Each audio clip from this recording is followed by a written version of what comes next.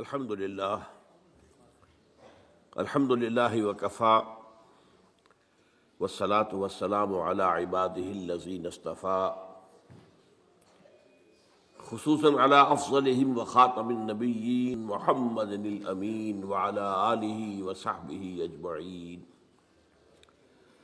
اما بعد فقد قال اللہ تبارک وتعالی کما ورد فی اول سورة البقرہ اعوذ باللہ من الشیطان الرجیم بسم اللہ الرحمن الرحیم الف لام میم ذالک الکتاب لا ریب فیہ ھدی للمتقین الذین یؤمنون بالغیب ویقیمون الصلاة ومما رزقناہم ینفقون والذین یؤمنون بما انزل الیک وما انزل من قبلک وبالآخرۃ ہم یوقنون اولئک علی ھدی من ربہم واولئک هم المفلحون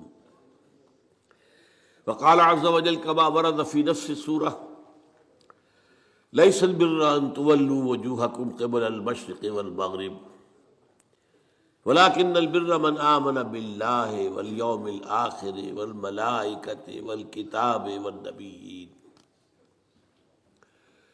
وقال جل وعلا كما ورد في آخر نفس السورة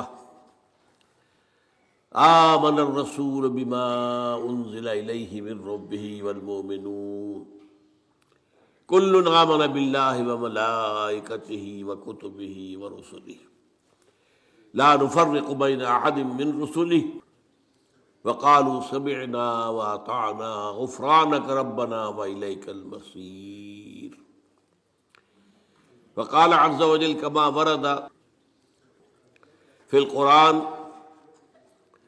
في سورة التغابن فآمنوا بالله ورسوله والنور الذي أنزلنا والله بما تعملون خبير يوم يجمعكم ليوم الجمع ذلك يوم التغابن ومن يؤمن بالله ويعمل صالحا يكفر عنه سيئاته ويدخله جنات تجري من تحتها الأنهار خالدين فيها أبدا ذلك الفوز العظيم والذين كفروا وكذبوا بآياتنا أولئك أصحاب النار خالدين فيها وبئس المصير صدق الله العظيم رب اشرح لي صدري ويسر لي أمري واحلل عقدة من لساني يفقهوا قولي اللهم ربنا ألهمنا رشدنا وأعذنا من شرور أنفسنا اللهم أرنا الحق حقا وارزقنا اتباعه وأرنا الباطل باطلا وارزقنا اجتنابه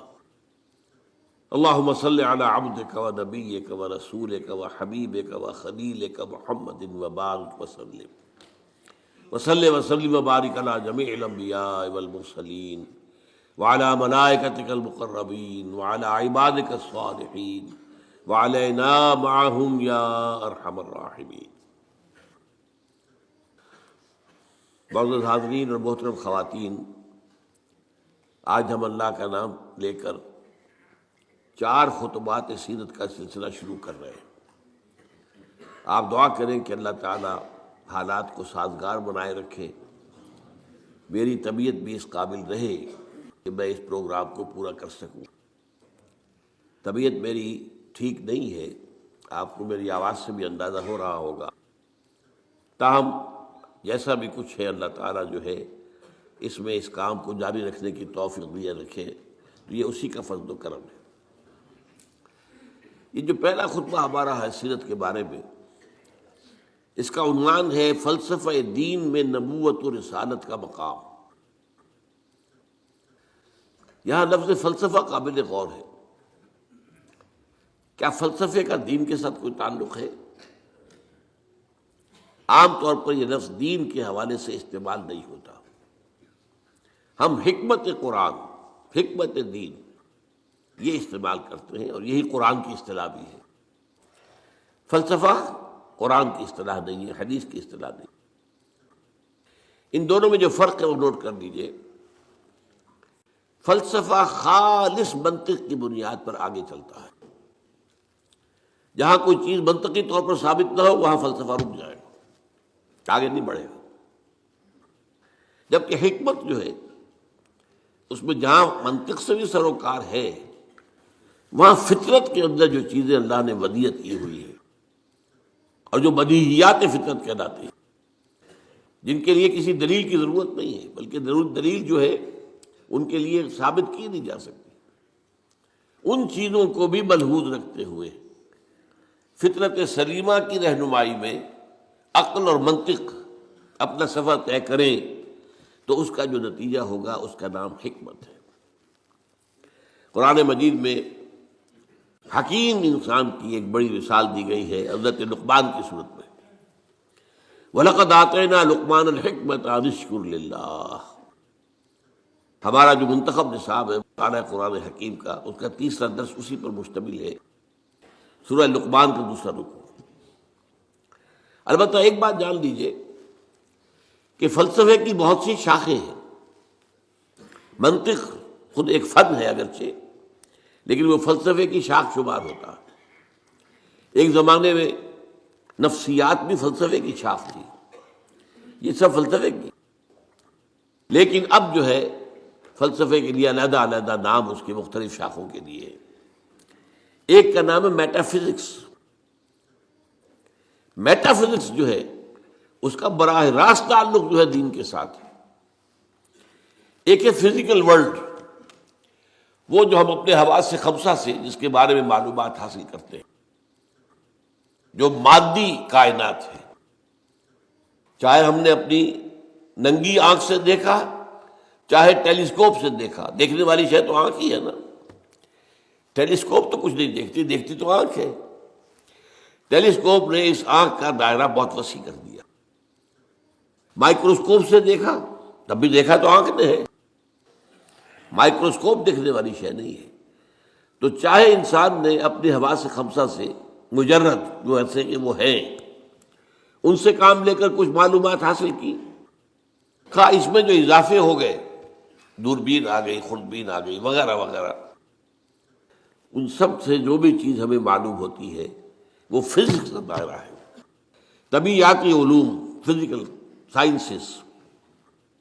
میٹا فزکس اس کا نام ہے جہاں یہ کہ حواس جو ہے یہ ساتھ نہیں دے سکتے، حواس کے دائرے سے باہر۔ میٹا فزکس، فزکس اور میٹا فزکس یہی فرق ہے اس میں۔ اب ظاہر بات ہے، میں نے ابھی جو آیات آپ کو سنائی ہیں سورہ بقرہ کی ابتدائی آیات اس اعتبار سے بہت اہم ہے۔ الف لام میم ذالک الکتاب لا ریب فیہ ھدی للمتقین الذین یؤمنون بالغیب۔ قرآن مجید سے استفادے کی شرط اول ہے غیب پر ایمان۔ غیب وہی چیز ہے جو آپ کے حواس کے ذریعے سے آپ کی گرفت میں نہیں آتی، آپ کے علم میں نہیں آتی۔ اب ظاہر بات ہے ذات باری تعالیٰ ہے، ظاہر ہمارے دائرہ حواس سے بلکہ عقل سے، وہم سے، خیال سے سب سے ماورا، وراء الورا ثم وراء الورا۔ فرشتے ہیں انہیں ہم نہیں دیکھ سکتے، اور اسی طریقے سے وحی ہے وہ کیا ہے ہم نہیں دیکھ سکتے، نہیں جان سکتے۔ یہ سب جو ہے میٹا فزکس کا میدان ہے، اور فزکس کا میدان وہ ہے جو کچھ ہم دیکھ سکتے ہیں، میٹیریل ورلڈ ہے، جو بھی میٹیریل چیزیں ہیں وہ فزکس کی ہیں، اور وہ میٹا فزکس ہے۔ تو قرآن کا جو میٹا فزکس ہے، اب ظاہر بات ہے کہ جب سائنس بہت آگے بڑھ گئی ہے، فزیکل سائنسز، تو ضرورت اس امر کی تھی اور اب بھی ہے کہ قرآن کے میٹا فزکس کے ساتھ جدید فزکس سے حاصل شدہ معلومات کو جوڑا جائے، دیکھا جائے یہاں پہ تضاد تو نہیں ہو سکتا، ناممکن ہے۔ اور بہترین بات ہے جو ڈاکٹر رفیع الدین مرحوم نے لکھی، قرآن is the word of God and this universe is the work of God۔ کس نے بنایا اس کو؟ یہاں کے قانون طبیعی جو بھی ہے، فزیکل لاز، کس نے بنایا ہے؟ یہ ساری کائنات کس نے بنائی ہے؟ کون اس کو چلا رہا ہے؟ یدبر الامر من السماء الی الارض، کون؟ اللہ۔ تو word of God Quran, work of God کائنات، ان دونوں میں کوئی تضاد تو ممکن نہیں ہے۔ عام انسان کے بھی قول و فعل میں تضاد ہو تو ہم اسے سمجھنا بڑی گھٹیا بات ہے. آپ کا قول یہ ہے، آپ کا عمل یہ ہے.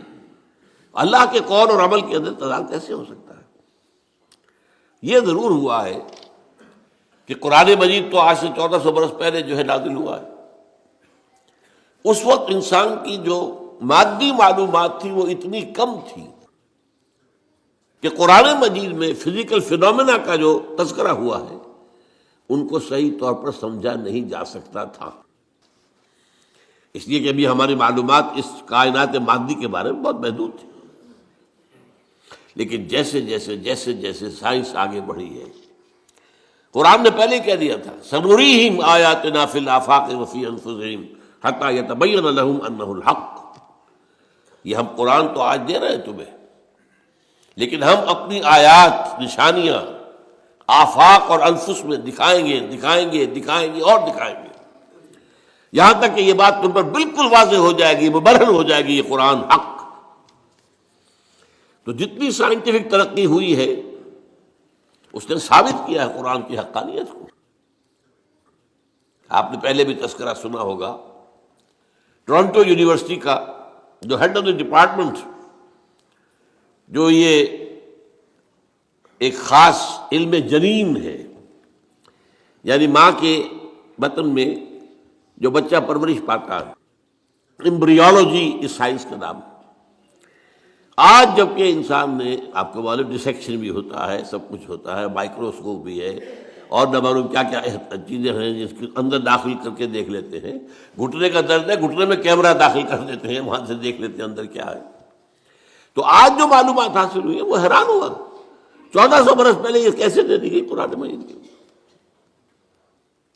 اس نے مانا. مورس بوکائی نے یہ مانا، فرینچ سرجن تھا، شاہ فیصل اس کے پاس علاج کے لیے گئے تھے، وہاں انہوں نے قرآن پیش کر دیا اسے. انہوں نے کہا میں کیسے پڑھوں گا اس کو، یہ تو عربی میں. انہوں نے کہا کوئی بات نہیں، میں آپ کے لیے استاد منگا دوں. تو بادشاہ کے لیے کیا مشکل تھا، سعودی عرب سے لا کر ایک ٹیوٹر رکھ دیا گیا ان کے پاس. اس نے عربی سیکھی، پھر قرآن پڑھا، پھر کتاب لکھی، the Bible, the Quran and the science. اور اس میں یہ ثابت کیا اور اقرار کیا کہ قرآن میں کوئی شے وہ نہیں ہے جسے سائنس نے غلط ثابت کیا ہو.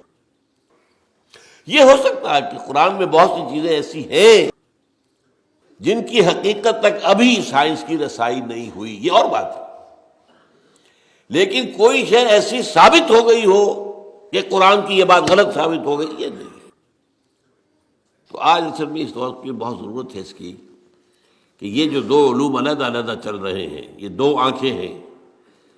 ایک آنکھ یہ دیکھو، کھول آنکھ، زمین دیکھ، فلک دیکھ، فضا دیکھ، زمین اور آسمان کو دیکھو. افلا ينظرون الى الابل كيف خلقت والى السماء كيف رفعت. دوسری آنکھ وہی. ان دونوں آنکھوں سے دیکھو. اس سے حقیقت کا علم قرآن سے لو، اس سے کائنات کا علم اپنی حواس خمسہ اور عقل کے ذریعے لو، اور پھر دیکھو کہ ان دونوں میں کوئی تضاد نہیں ہے. یہی ہے در حقیقت میری آج کی اس گفتگو کی بنیاد، کہ نبوت اور رسالت کا مقام و مرتبہ دین کا جو میٹا فزکس ہے، دین کا جو فلسفہ اور حکمت ہے، اس میں کیا ہے. تو ہمیں سب سے پہلے یہ جاننا ہوگا، یہاں یہ ذکر کر دوں میں کہ میں نے اس موضوع پر جس پر آج میں یہاں تقریر کر رہا ہوں، آج سے 25 برس قبل یہ جو ہمارا یہ ٹاؤن ہال ہے، جنا ہال، 26 مارچ 1975 کو تقریر کی تھی، اور وہ تقریر چھپی ہوئی ہے. میری کتاب ہے نبی اکرم صلی اللہ علیہ وسلم کا مقصد بعثت. یہ جو میرا آج کا لیکچر ہے وہ پہلا لیکچر اسی موضوع پر اس وقت تھا. اب 25 سال میں یقیناً میرے فکر میں بھی کچھ وسعت پیدا ہوئی ہے. وہ جو علامہ اقبال نے جو کہا تھا only stones do not change, رائے میں کچھ نہ کچھ تبدیلی آ سکتی ہے، کوئی وسعت ہو سکتی ہے، اپنی کسی بات پر انسان نظر ثانی کر سکتا ہے. اس پہلو سے یقیناً کچھ تھوڑا سا فرق نظر آئے گا اگر آپ دونوں کا تقابلی مطالعہ کریں گے. تو میری آج کی بات اور آج سے 2 سال قبل میری یہ کتاب آئی ہے، اس کا تو عنوان ہی اصل میں ایسا تھا کہ جس سے ہمارے بہت سے رفقا جو ہے گھبرا گئے کہ اس کا تو عنوان کا مطلب ہی سمجھ میں نہیں آئے گا۔ ایجاد و ابداع عالم، ایجاد و ابداع عالم سے لے کر عالمی نظام خلافت تک، جب کائنات کا آغاز ہوا ہے اس وقت سے لے کر اور جو اختتام ہونا ہے اس دنیا کا خلافت علی منہاج النبوہ عالمی سطح پر، اس کے درمیان سارے لنکس جو ہیں وہ سائنس اور قرآن دونوں کے حوالے سے اور دونوں کو جوڑتے ہوئے میں نے اس کے اندر پیش کیے۔ تو جن حضرات کو بھی ان موضوعات سے دلچسپی ہو وہ میری وہ کتاب بھی پڑھیں، آج سے 25 سال پہلے کی، نبی اکرم صلی اللہ علیہ وسلم کا مقصد بعثت اور انقلاب نبوی کا اساسی منہاج۔ پھر یہ کہ یہ ایجاد و ابداع عالم کا بھی مطالعہ کریں، کوشش کریں، اور میرا جو ہے آج کا یہ لیکچر انشاءاللہ ان دونوں کی تسہیل کا ذریعہ بن جائے گا کہ بات آسان ہو جائے گی۔ دیکھیے قرآنک میٹا فزکس کیا ہے، ہم اس کو ایمان سے تعبیر کرتے ہیں۔ میں نے یہ چند آیات آپ کو سنائی، ایمانیات کیا کیا ہیں، اللہ پر ایمان، آخرت پر ایمان، یوم آخر پر ایمان، وحی پر ایمان، فرشتوں پر ایمان، کتابوں پر ایمان، رسولوں پر ایمان، حضور کی ختم نبوت و رسالت پر ایمان، قرآن کے آخری اللہ کا کلام ہونے اور اس کے محفوظ ہونے پر ایمان، بعث بعد الموت پر، جنت اور دوزخ پر، حساب کتاب پر، وزن اعمال پر ایمان۔ یہ تمام ایمانیات، یہ سب کیا ہیں؟ یہ میٹا فزکس ہے، یہ ہمارے اس دائرہ حواس کے اندر آنے والی چیزیں نہیں۔ ان ایمانیات کو 3 بڑے بڑے عنوانات کے تحت جمع کیا جا سکتا ہے۔ نمبر 1 ایمان باللہ یا توحید، نمبر 2 ایمان بالآخرہ یا معاد، معاد کے معنی لوٹنے کی جگہ، عاد یعود عودا، لوٹنا، معاد لوٹنے کی جگہ، اس میں ظرف ہے۔ تیسرے ایمان بالرسالت۔ اب جب یہ ایمان باللہ کیا ہے، چند چیزیں میں گنواؤں گا۔ پہلی بات یہ کہ آج ہم یہ مانتے ہیں، ہم پہلے سے مانتے تھے، آج دنیا بھی مان رہی ہے۔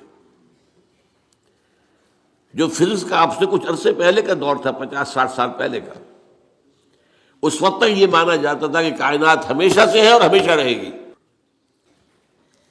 یہ نیوٹونین دور کہلاتا ہے فزکس کا۔ لیکن آج ہمیں وہ بات معلوم ہو چکی ہے سائنس سے، جو قرآن ہمیں بتاتا ہے کہ کائنات ہمیشہ سے نہیں ہے، نہ ہمیشہ رہے گی۔ یہ ایک خاص وقت پر پیدا کی گئی ہے اور ایک خاص وقت پر ختم ہو جائے گی۔ آج سائنس نے اس کے لیے نقطہ آغاز اس کو کہا ہے بگ بینگ، ایک بہت بڑا دھماکہ ہوا تھا، اس سے کائنات شروع ہو گئی۔ پھر یہ تصور بھی ہے کہ کائنات ابھی پھیل رہی ہے، پھول جھڑی کی طرح۔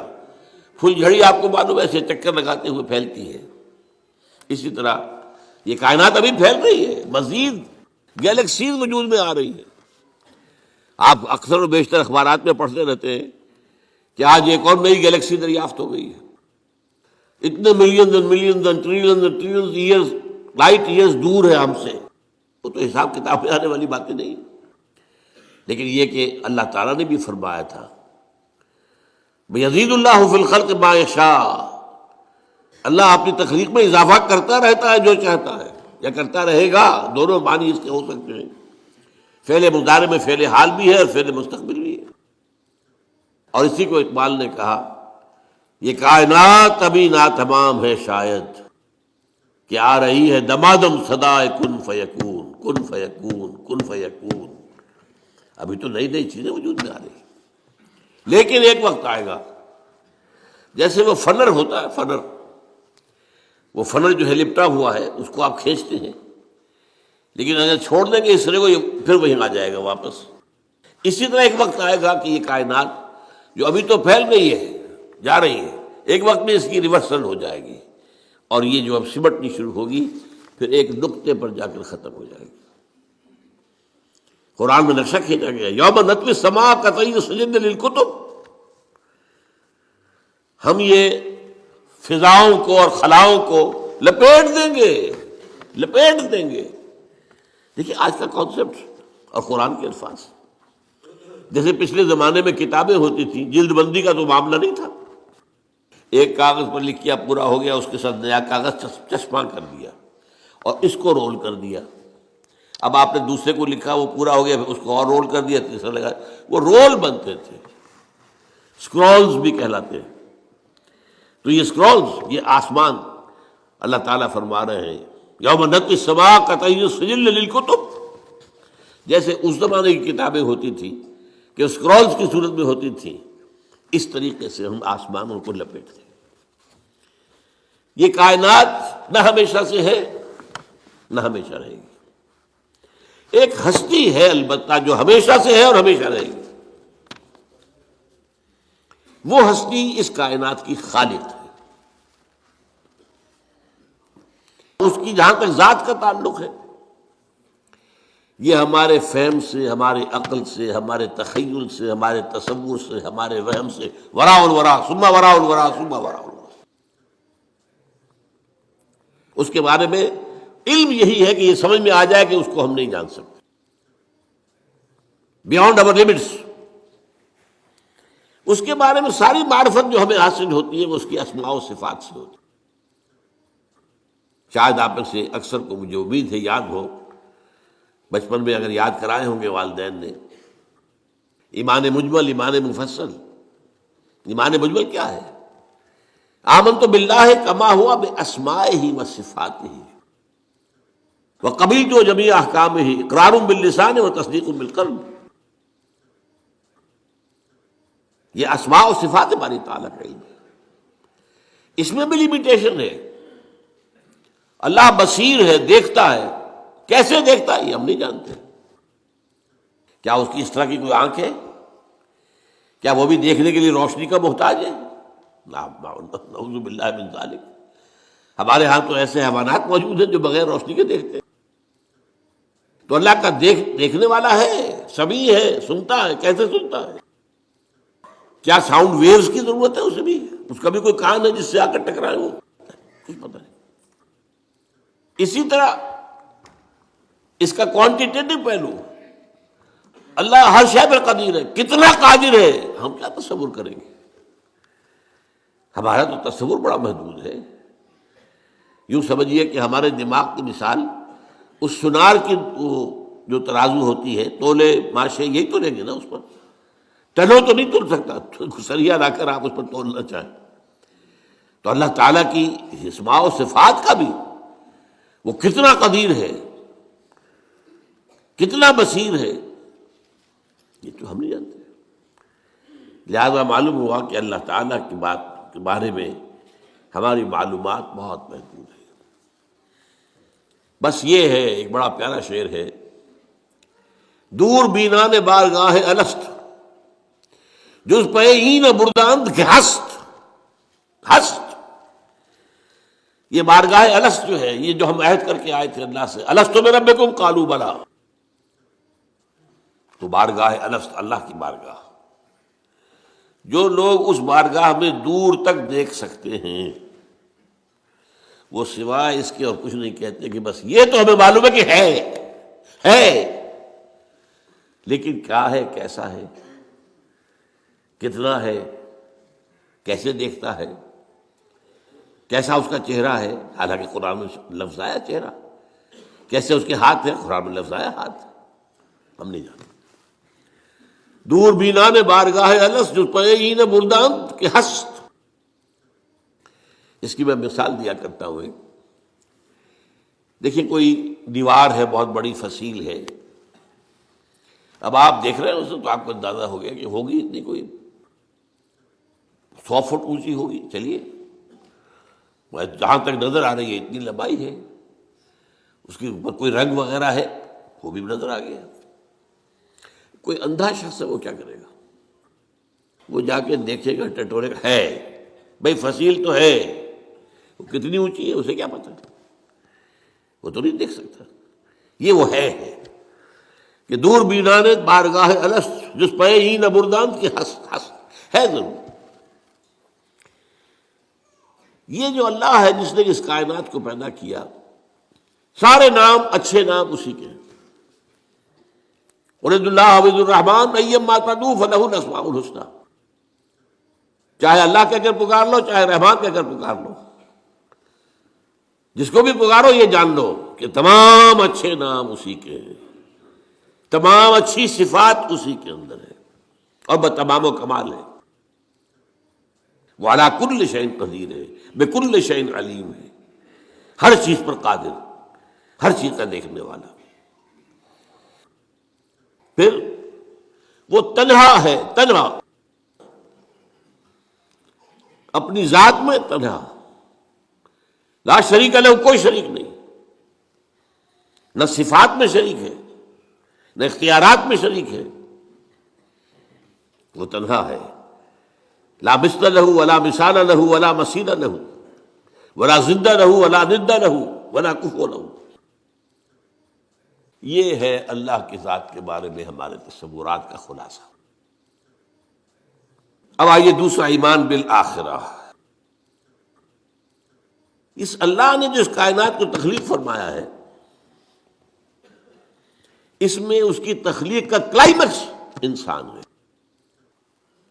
اس کی میں تفصیل ذرا بعد میں بیان کروں گا، ابھی یہ مضمون ختم ہو جائے۔ تخلیق کا کلائمیکس انسان،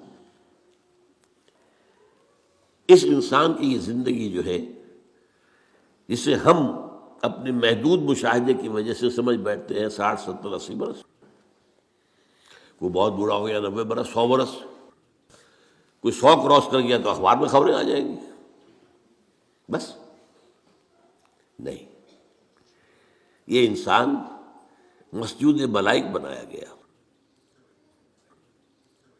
یہ کلائمیکس ہے اللہ کی تخلیق۔ اور ایک خاص بات نوٹ کیجئے، اللہ نے فرمایا خلقتہ بیدی، میں نے اسے اپنے دونوں ہاتھوں سے بنایا۔ دونوں ہاتھ کون سے ہیں؟ ایک عالم امر ہے اور ایک عالم خلق ہے، تو ابھی میں بتاؤں گا آپ کو۔ اور یہ عالم و خلق یا اللہ کی ذات میں جمع ہے یا انسان کی ذات میں جمع ہے۔ باقی پوری کائنات میں یا کوئی شے ہے تو عالم خلق کی ہے، یا دوسری ہے تو عالم امر کی ہے، دونوں چیزیں جمع ہیں اللہ کی ذات میں اور انسان کی ذات میں۔ اسی لیے حدیث ہے ان اللہ خلق آدم علی صورتہ، اور یہ حدیث ابو ہریرہ سے ہے رضی اللہ تعالی عنہ، اور بخاری اور مسلم دونوں میں اللہ نے آدم کو اپنی صورت پر بنایا ہے۔ اب اس سے اونچا مقام کیا ہوگا؟ کیا ایسی عظیم ہستی کی زندگی بس 40 50 60 70 80 برس؟ اس میں بھی کچھ حصہ تو بچپن کا گزر گیا، ابھی ہوش ہی نہیں، شعور ہی نہیں، بعد میں بھی 80 کے بعد ہو 70 کے بعد ہو تو انسان کے جو ہے حواس ٹھیک نہیں رہتی،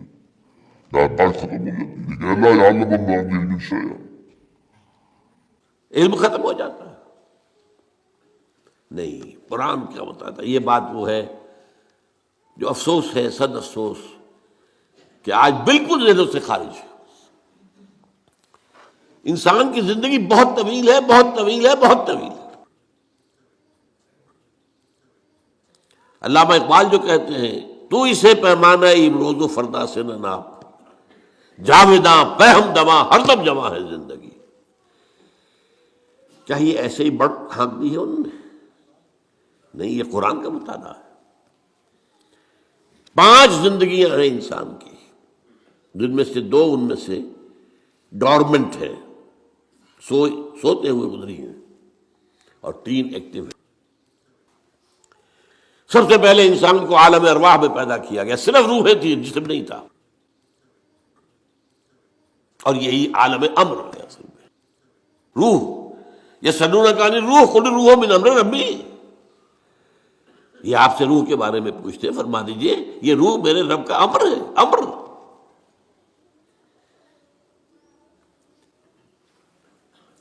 اس کے بعد اسی امر کے دوران، اسی روحانی زندگی کے دوران عہد لیا گیا، الست بربکم قالوا بلی۔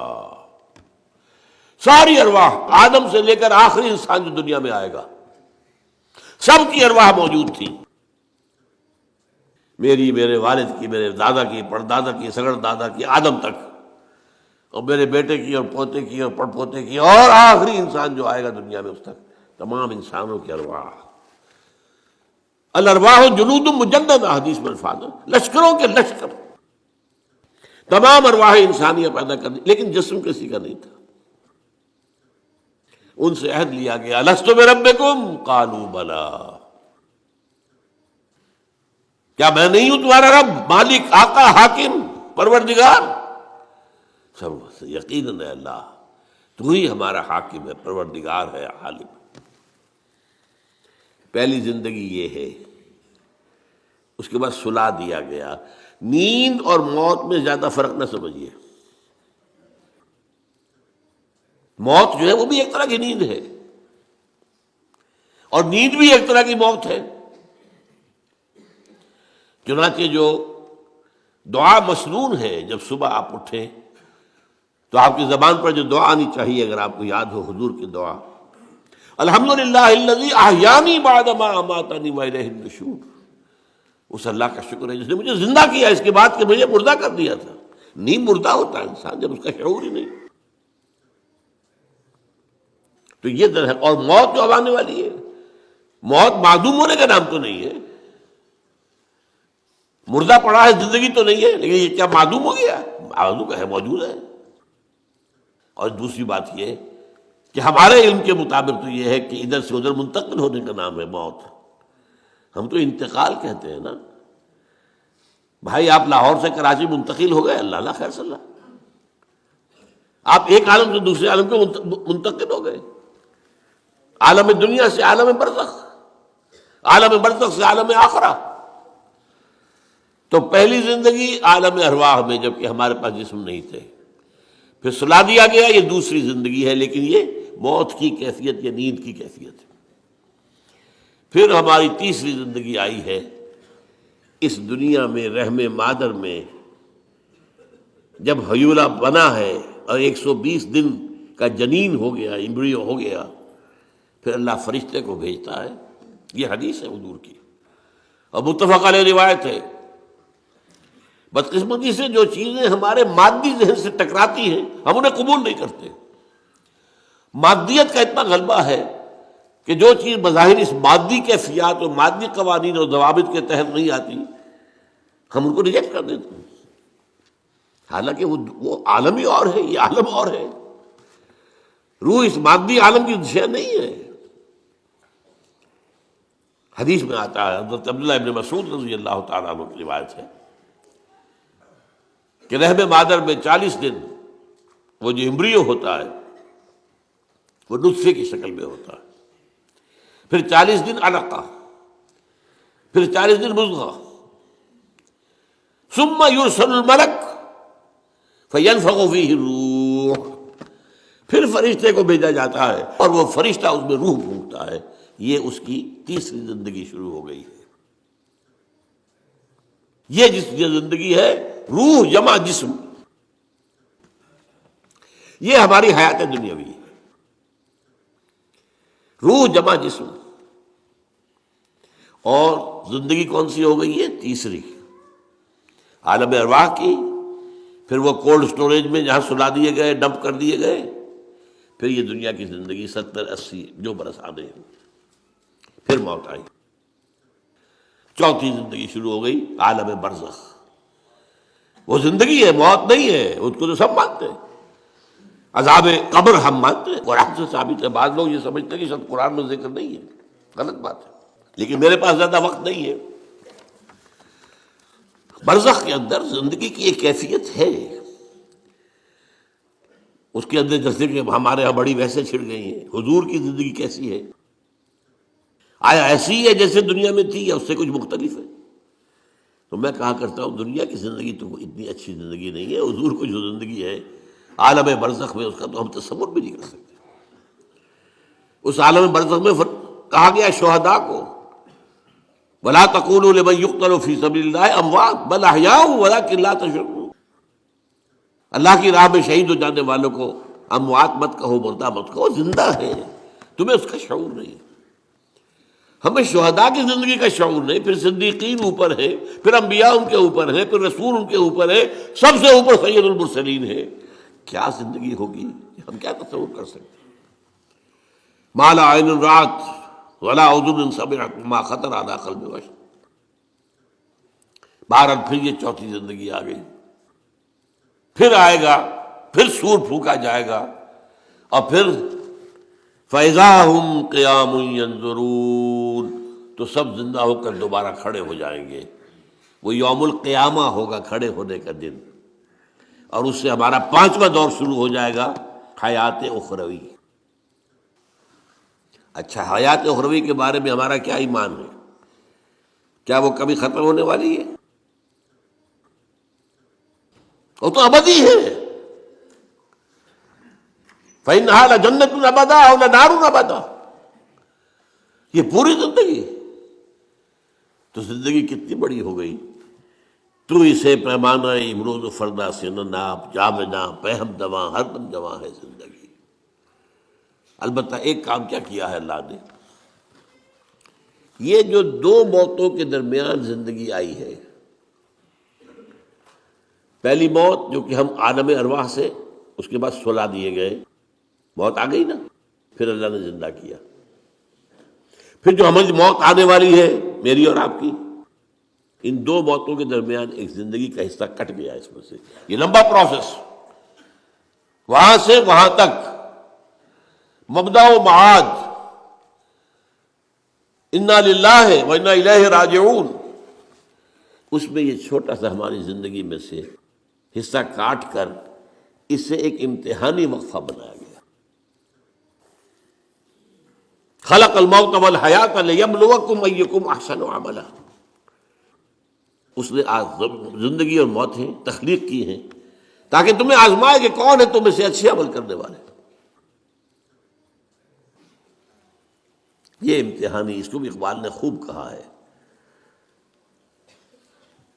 ملزم ہستی سے تو ابرا ہے مانند حباب، اس زیاں خانے میں تیرا امتحان ہے زندگی.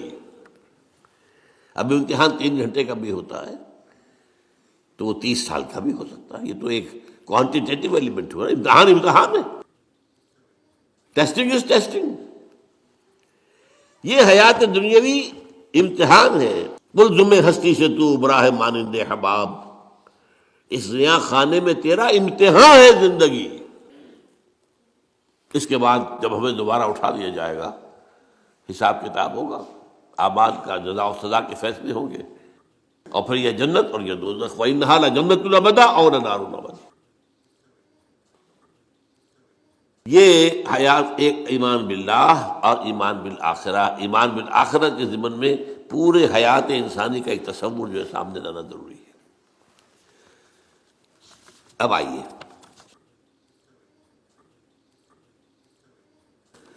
میں نے کہا تھا تخلیق کے بارے میں کچھ باتیں آپ کو بتاؤں گا. یہ جدید سائنس کے حوالے سے بھی بہت اہم چیزیں ہیں، اور یہ قرآن کی حکمت اور فلسفے کے لیے.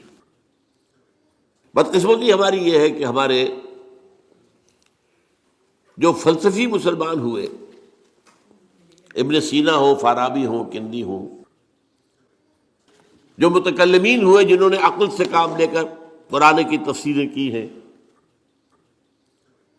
امام راضی ان میں بہت بڑے مقام پر ہیں، اور ہیں بہت ہیں. کچھ صوفی مزاج، صوفی ہے، فلسفی ہے. ان سب نے اپنی زیادہ تر گفتگو کا دار و مدار یونانی حکماء اور فلاسفہ کی بات پر رکھی ہے. سقراط اس کا شاگرد، افلاطون اس کا شاگرد ارسطو. ہمارے متکلمین، ہمارے فلاسفہ سب ارسطو کے شاگرد. ہمارے صوفیہ اکثر و بیشتر افلاطون اور پروٹائنس، فلاطینوس ان کے شاگرد. لہذا مولانا روم نے بڑا شکوے کے انداز میں کہا تھا، چند خوانی حکمت یونانیہ. تم کب تک یونانیوں کی حکمت پڑھتے رہو گے، یونانیوں کا فلسفہ پڑھتے رہو گے، یونانیوں کی میٹا فزکس، یونانیوں کی منطق. چند خوانی حکمت یونانیہ، حکمت قرآنیہ راہم میں خاں. کبھی ذرا قرآن مجید میں جو حکمت دی گئی ہے، جو فلسفہ دیا گیا ہے، جو حقائق بیان کیے گئے، کبھی ان پر توجہ کرو۔ اللہ تعالیٰ توفیق دے۔ میری دلی آرزو ہوگی کہ آپ میں سے جو ذہین لوگ ہیں، ظاہر بات ہے کہ یہ میدان ہر شخص کا نہیں ہے۔ حضور صلی اللہ علیہ وسلم کا جو افرادی انفرادی سطح پر انقلاب برپا کرنے کا پروسیس ہے، 4 الفاظ ہیں اس میں ٹاپ پر آتا ہے حکمت۔ یتلو علیہم آیاتہ یزکیہم ویعلمہم الکتاب والحکمہ، حکمہ، یہ تعلیم محمدی صلی اللہ علیہ وسلم، تربیت نبوی صلی اللہ علیہ وسلم، اس کی سب سے اونچی منزل ہے تعلیم حکمت۔ تو ظاہر بات ہے کہ ہر شخص اس کا اہل نہیں ہوتا۔ یہ اللہ تعالیٰ نے ظاہر بات ہے سب کو ایک جیسا نہیں بنایا ہے، جسمانی قوتوں کے اعتبار سے بھی فرق و تفاوت ہے، ذہنی صلاحیتوں کے اعتبار سے بھی فرق و تفاوت ہے۔ جن لوگوں کے اندر یہ فلسفہ اور حکمت کا ذوق ہو وہ اس معاملے میں آئیں، سوچیں، پڑھیں۔ میری یہ چند باتیں ہو سکتا ہے کہ ان کے لیے چشم کشا ثابت۔ وہ کتاب اس وقت میری جو ہے ایجاد و ابداع عالم، وہ آؤٹ آف پرنٹ ہے، موجود نہیں ہے، انشاءاللہ جلدی ہی پرنٹ کروا لیں گے دوبارہ۔ دیکھیے تخلیق کا مرحلہ اول عالم امر ہے، اللہ کا ایک حکم کن، انما امرہ اذا اراد شیئا ان یقول کن فیکون۔ اس کن سے ایک نور پیدا ہوا ہے، ویری سٹل، لطیف، حرارت کوئی نہیں، خلق نور۔ یہ نور اللہ، یہ پہلی شے ہے جو پیدا ہوئی ہے۔ حکم ایک کن، یہ عالم امر ہے۔ اس نور سے پیدا کیے گئی تمام ارواح انسانیہ، تمام ملائکہ۔ ملائکہ کے بارے میں حدیث موجود ہے، قرآن مجید میں ذکر نہیں ہے، حدیث میں ہے۔ حضرت عائشہ رضی اللہ تعالی عنہا سے مسلم شریف کی روایت ہے کہ ان اللہ خلق الملائکہ من نور، یہ عالم امر ہے پہلے جو پیدا کیا گیا ہے، ایک نور، بسیط نور، لطیف نور۔ اس نور سے ارواح انسانیہ، انہی میں ایک روح محمدی بھی تھی نا، جس کو نور محمدی بھی کہا جا سکتا ہے۔ یہ لفظ جو ہمارے یہاں کہا جاتا ہے نور محمدی، نور اس لیے کہ روح نورانی ہے، ملائکہ نورانی ہے، اللہ نے فرشتوں کو نور سے پیدا کیا۔ اچھا، اب اس تخلیق کا دوسرا مرحلہ آیا۔ یہ پہلی تخلیق جو میٹا فزیکل ورلڈ کی ہے، دوسری تخلیق ہے فزیکل ورلڈ۔ ایک اور امر کن، اور اس سے ایک بگ بینگ پیدا ہو، یہاں سے سائنس شروع ہوتی ہے۔ اس لیے کہ وہ جو پہلا معاملہ ہے وہ سائنس کے دائرے سے باہر کا ہے، ارواح ہو، ملائکہ ہو، یہ سائنس کے دائرے سے باہر۔ وہ عالم امر ہے، یہ عالم خلق شروع ہوا ہے اب۔ اور عالم خلق اور عالم امر میں ایک بڑا بنیادی فرق جان لیجئے۔ عالم امر میں اللہ کے کسی حکم کے تعمیل میں کوئی لمحہ صرف نہیں ہوتا، کن فیکون، کن فیکون، نو ٹائم ایلیمنٹ۔ یہی وجہ ہے فرشتے کو عرش سے زمین تک آنے میں کوئی وقت نہیں لگتا، روح کو بھی کوئی وقت نہیں لگتا۔ یہ بیانڈ دس فزیکل ورلڈ ہے نا، تو میٹا فزیکل ورلڈ کا سے تعلق ہے ان کا، یہ عالم امر سے ہے۔ امر میں وقت نہیں لگے گا قطعاً، خلق میں وقت لگے گا لازماً۔ آم کی گٹھلی ہے، آم کا پودا بننے میں 5-6 سال لگ جائیں گے۔ رحم مادر میں حمل ٹھہر گیا ہے، بچے کے پورے بننے میں 9 مہینے لگیں گے، ٹائم لگے گا، اٹس خلق۔ قرآن کہتا ہے ہم نے آسمان زمین 6 دن میں پیدا کیے، ٹائم لگا کہ نہیں لگا؟ تو یہ امر ہے وہ پہلا، جس میں کہ کیا ہے 3 چیزیں ہیں۔ اللہ کا نور جو بہت لطیف ہے، وہ خزانہ ہے، اسی سے بنی ارواح انسان کی ہے، اس سے بنے فرشتے. اور چوتھی چیز نوٹ کیجئے، وہی بھی عالم امر سے متعلق ہے، اس لیے کہ وہ ایک کمیونیکیشن ہے بٹوین روح انسانی یا روح نبوی اور الروح القدس. جبرائیل کون ہے؟ فرشتہ. روح محمدی یہ بھی نوری وہ بھی نوری. یہ ان دونوں کا کمیونیکیشن ہے وہی. لہذا اس کا تعلق بھی عالم خلق سے نہیں ہے، عالم امر سے. بہت پیارا شعر کہیں کہا ہے، کس کیفیت میں کہا ہے میں نہیں سمجھ سکتا. نغمہ وہی ہے نغمہ کہ جس کو روح سنے اور روح سنائے. روح محمدی نے سنا ہے، اس کان سے نہیں سنا حضور نے. یہ نوٹ کر دیجئے، کبھی پڑھیے حقیقت وحی نامی کتاب مولانا سعید احمد اکبر آبادی کی. وحی کی حقیقت کیا ہے؟ وہی براہ راست قلب پر جاتی ہے، اس کان کے واسطے سے نہیں جاتی. یہ کان عالم خلق کا ہے، قلب عالم امر کی شے، روح کا مسکن ہے. وہاں روح ہے، روح محمدی ہے. فَإِنَّهُ نَزَّلَهُ عَلَىٰ قَلْبِكَ، اس کو اے نبی اتارا ہے اس فرشتے نے آپ کے دل پر براہ راست. تو نغمہ وہی ہے نغمہ کہ جس کو روح سنے اور روح سنائے. اب اس کے بعد جب مرحلہ دوم شروع ہوا بگ بینگ سے، آج سائنس ہمیں بتا رہی ہے کہ بگ بینگ کے نتیجے میں بہت چھوٹے چھوٹے ذرات، ایٹم سے بھی 1000 گنا چھوٹا، فوٹونز، ان سے چھوٹی کسی چیز کا تصور نہیں ہے. انتہائی گرم جو دھماکہ ہوا big bang, trillions degrees Fahrenheit اس کا ٹیمپریچر تھا، آج سائنس بتا رہی ہے. اور آپ کو معلوم ہے آج انسان ایک تجربہ کرنے چلا ہے جس کے لیے ایک بڑی لمبی سرنگ کھودی گئی ہے سوئٹزرلینڈ کے اندر، پہاڑ کے اندر، غالباً 26 کلومیٹر لانگ.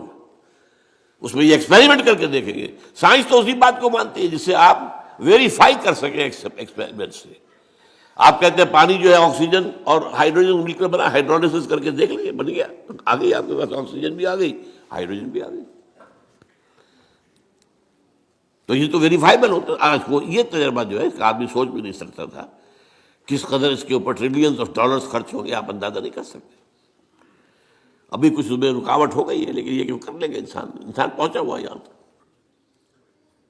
اتنے گرم تھے وہ، trillions of degrees of Fahrenheit, اور دوڑ رہے تھے اتنی تیزی سے کہ اس کا آپ تصور نہیں کر سکتے. ایک دوسرے سے بھاگ رہے تھے. انہی ذرات کے پھٹنے سے پھر گیلیکسیز بنی. یہ کدھر گئے کدھر گئے، کچھ ادھر چلے گئے کچھ ادھر چلے گئے. جیسے آگ کا بھی پھٹ جاتا ہے کبھی کبھی.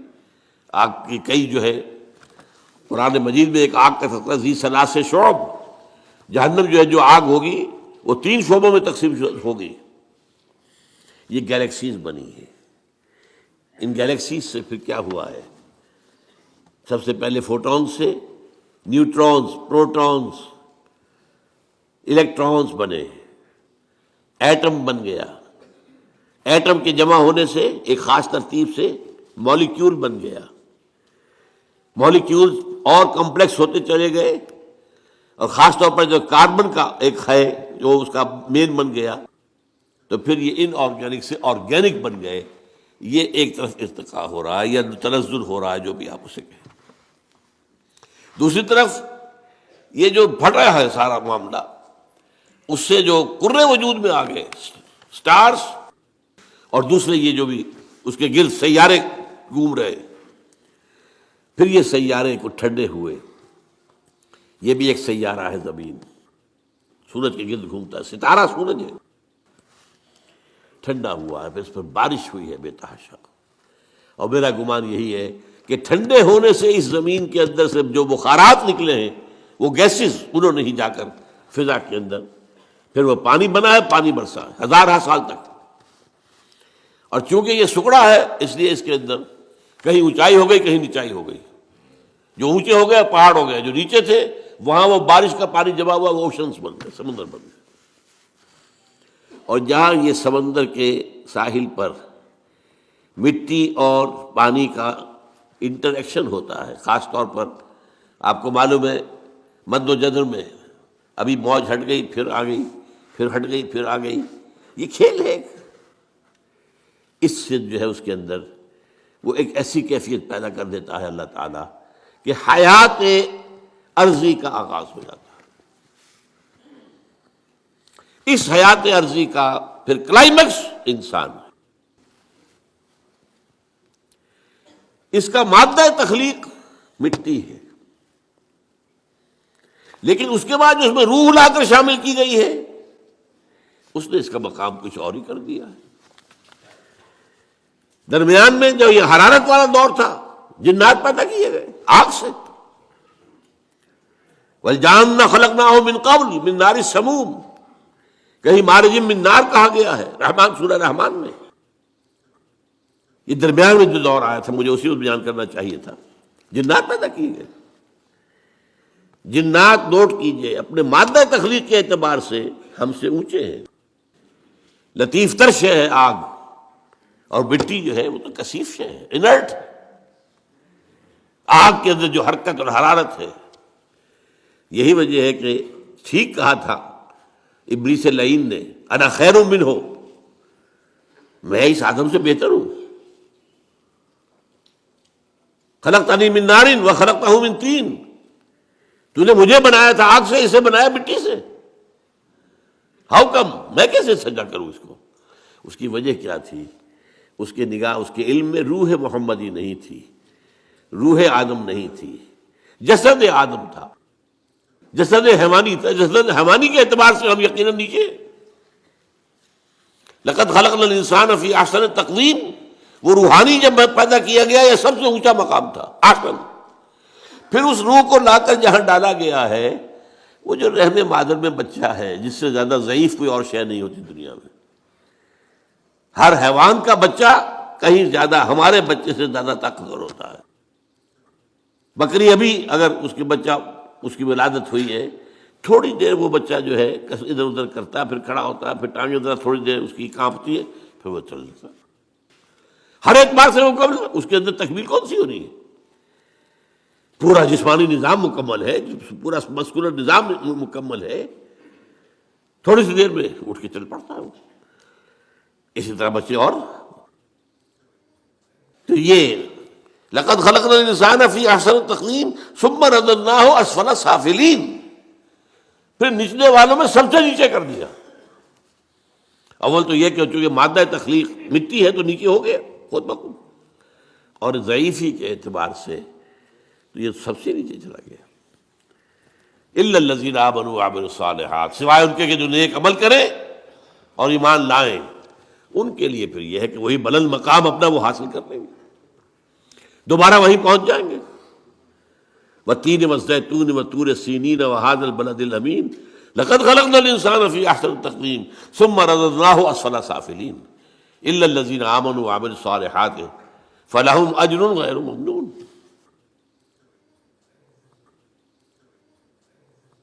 یہ ہے معاملہ انسان جنات۔ اب یہ جو انسان پیدا کیا گیا ہے، جیسا کہ میں نے بتایا، اس کا یہ بدن حیوانی جسم یہ عالم خلق سے ہے، اس کی روح عالم امر سے ہے۔ یہ دو عالم جمع ہو گئے، جبکہ اللہ کے ہاتھ میں الا لہ الخلق والامر، دیکھو خلق اور امر دونوں اللہ کے ہاتھ میں ہے، اللہ کے قبضہ قدرت میں ہے، الا لہ الخلق والامر۔ باقی فرشتے صرف عالم امر کی شے ہے، جنات صرف عالم خلق کی شے ہے، باقی یہ پوری کائنات صرف عالم خلق کی شے ہے۔ انسان میں عالم امر اور عالم خلق جمع ہے۔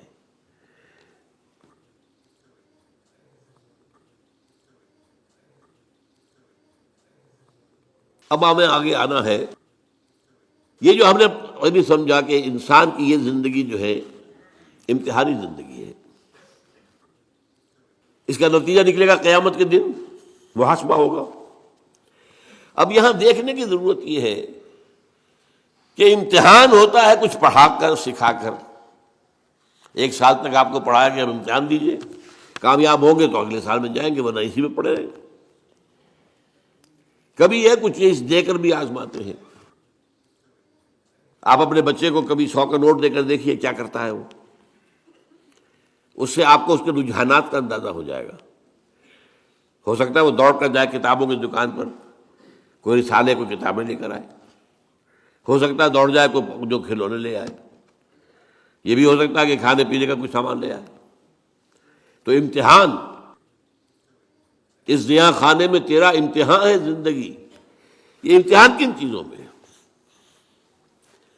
دیکھیے, اس دنیا میں خیر و شر کے درمیان ایک کشاکش, ایک تصادم جاری ہے.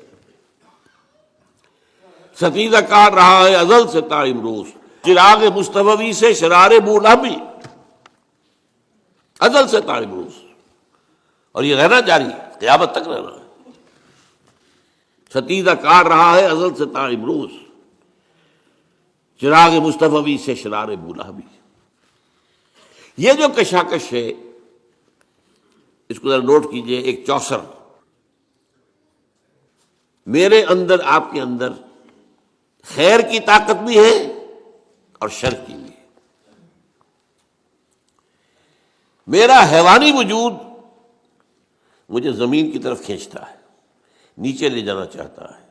زمینی خواہشات, زمینی آرزوئیں, اس دنیا کے بارے میں امنگیں, دولت زیادہ ہو جائے, فلاں چیز زیادہ ہو جائے, کھاؤں اعلیٰ سے اعلیٰ, چٹخارے لوں, کئی ڈشز کے اوپر میرا جو ہے وہ ڈنر اور لنچ ہو, وغیرہ وغیرہ وغیرہ. یہ میرا نفس امارہ ہے جو مجھے کھینچ رہا ہے. یہ جو حیوانی ہمارے تقاضے ہیں, ظاہر بات ہے کہ یہ اندھے بہرے ہیں. انہیں تو اپنی سینشول گریٹیفیکیشن چاہیے, تسکین چاہیے, بس. انہیں اس سے غرض نہیں کہ حلال سے ہو, حرام سے ہو, جائز سے ہو, ناجائز سے ہو, کوئی غرض نہیں. یہ ہمارے اندر کا نفس ہے جس کو قرآن کہتا ہے ان النفس لامارۃ بالسوء. یہ نفس جو ہے یہ تو برائی کی طرف بلاتا ہی ہے. اس کے برعکس ہمارے اندر روح ہے, وہ ہمیں بلندی کی طرف لے جانا چاہتی ہے, اللہ کی طرف. عربی کا ایک قول ہے کل شیء یرجع الی اصلہ, ہر شے اپنے اصل کی طرف لوٹتی ہے. یہ جسد ہمارا کہاں سے آیا؟ زمین سے. نمبر 2, اس کی غذا کہاں سے آتی ہے؟ اسی زمین سے. گندم ہو, چاول ہو, جو ہو, کچھ ہو. یا آپ نے بکری کا گوشت کھایا ہے تو بکری نے گھاس پھوس پات جو کھایا وہ کہاں کا ہے؟ اور نمبر 3, یہ ہمیں نیچے ہی گھسیٹتی ہے, زمین کی طرف. روح کہاں سے آئی ہے؟ انا للہ و انا الیہ راجعون. لہذا اس روح کی توجہ کدھر ہے؟ اپنے مرکز کی طرف مائل پرواز تھا حسن. وہ اللہ کی طرف قرب چاہتی ہے. معنوی طور پر قرب حاصل ہے, عملاً قرب چاہتی ہے. یہ کشاکش ہے. اور یہ بھی نوٹ کر لیجیے اس روح کی غذا کہاں سے آئی ہے.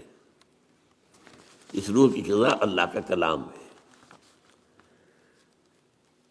یہ ہماری مادی وجود کے لیے مادی غذا, اور یہ روحانی وجود کے لیے روحانی غذا, اور وہ قرآن ہے. البتہ اس کے ساتھ کچھ خارج میں بھی طاقتیں موجود ہیں, شر کی بھی اور خیر کی بھی. خارج میں ابلیس لعین, وہ بڑا جن شیطان, جس کو جب اللہ تعالیٰ نے رادہ درگاہ کر دیا تو اس نے ڈٹ کر اعلان کیا کہ اللہ میں ثابت کر دوں گا, مجھے مہلت دے دے, مجھے قیامت تک کے لیے زندگی دے دے میری, میں ثابت کر دوں گا کہ آدم اس قابل نہیں تھا جو تو نے تمہاس کو دیا, اور اس کی میں وہ ذریت کو تباہ کر کے چھوڑوں گا, برباد کر کے چھوڑوں گا, گمراہ کر کے چھوڑوں گا. وَلَن تَجِدَ أَكْثَرَهُمْ شَاكِرِينَ. اور دیکھ لو اللہ وقت آئے گا تو دیکھے گا کہ اس کے جو اولاد ہے اس کی اکثریت تیرے شکر گزار بندے نہیں ہوں گے. یہ چیلنج اس نے ابلیس نے دیا تھا, وہ اس کے اوپر ڈٹا ہوا ہے. اس کی ضروریت لشکر شیطانوں کے جنات میں سے, یہ غیر مرئی ہے, نظر نہیں آتے ہمیں. انہو یراکم من حیث لا ترونہم، وہ تو تمہیں وہاں سے تاکتے ہیں، دیکھتے ہیں، تم نہیں دیکھتے ہو، غیر بنائی ہے۔ اور چونکہ لطیف مادہ ہے، لطیف ہے، آگ سے بنا ہے نا، لطیف ہے۔ ان الشیطان یجری من الانسان مجری الدم، حضور نے فرمایا شیطان انسان کے وجود میں خون کی طرح سرایت کرتا ہے، گردش کرتا ہے۔ اور اس کے ساتھ ہی نوٹ کر لیجئے، ابلیس کے جو چیلے ہو جاتے ہیں انسانوں میں سے، وہ بھی اس کی پارٹی بن جاتے ہیں، حزب الشیطان۔ قرآن مجید میں سورہ مجادلہ میں ذکر ہے۔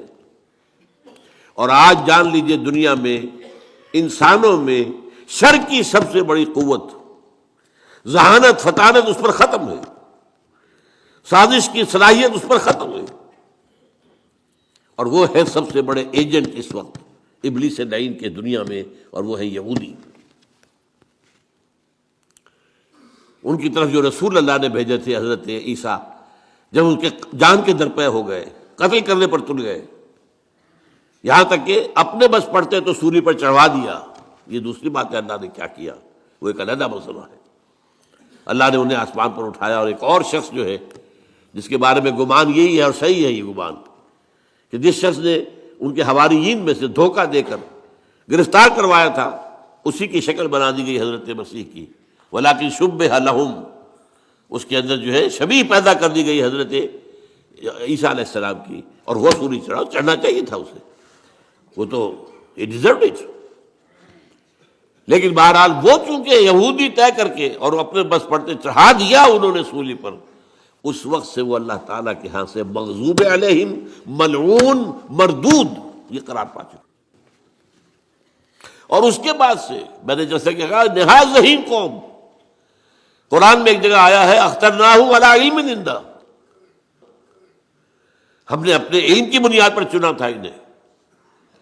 اور دو جگہ قرآن مجید میں سورہ بقرہ ہی میں ہے، 6 رکوع کی پہلی آیت اور 15 رکوع کی پہلی آیت، یا بنی اسرائیل اذکروا نعمتی التی انعمت علیکم وانی فضلتکم علی العالمین، میں نے تمہیں تمام جہانوں پر فضیلت دی تھی۔ لیکن اللہ کا قانون کیا ہے؟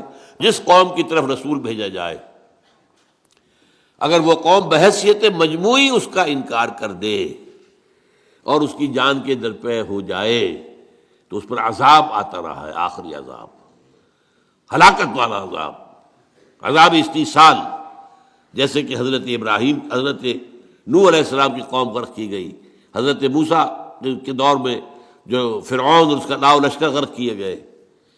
اسی طریقے سے آپ کو معلوم ہے قوم ہود اور قوم صالح اور قوم شعیب، یہی ان کا انجام ہونا تھا، لیکن اللہ کی حکمت کچھ اور ہے، وہ ایک علیحدہ ایشو ہے۔ ان کو ابھی اس سزا سے بچا کر، لیکن دنیا میں ضربت علیہم الذلۃ والمسکنۃ وباؤوا بغضب من اللہ، اور ان کو مردود اور ملعون اور مغضوب علیہ بنا دیا گیا۔ یہ ہے اس وقت دنیا میں ابلیس کے سب سے بڑے چیلے چانٹے، اور جیسا کہ میں نے عرض کیا ہے ان کی صلاحیت مسلم ہے۔ آج کے اس دجالی دور میں زیادہ سے زیادہ سائنسدان بڑے جو ہیں یہودی ہیں،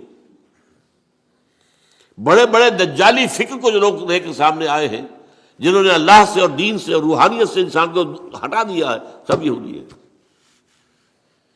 لینن یہودی تھا، اسٹالن یہودی تھا، یہ سب یہودی۔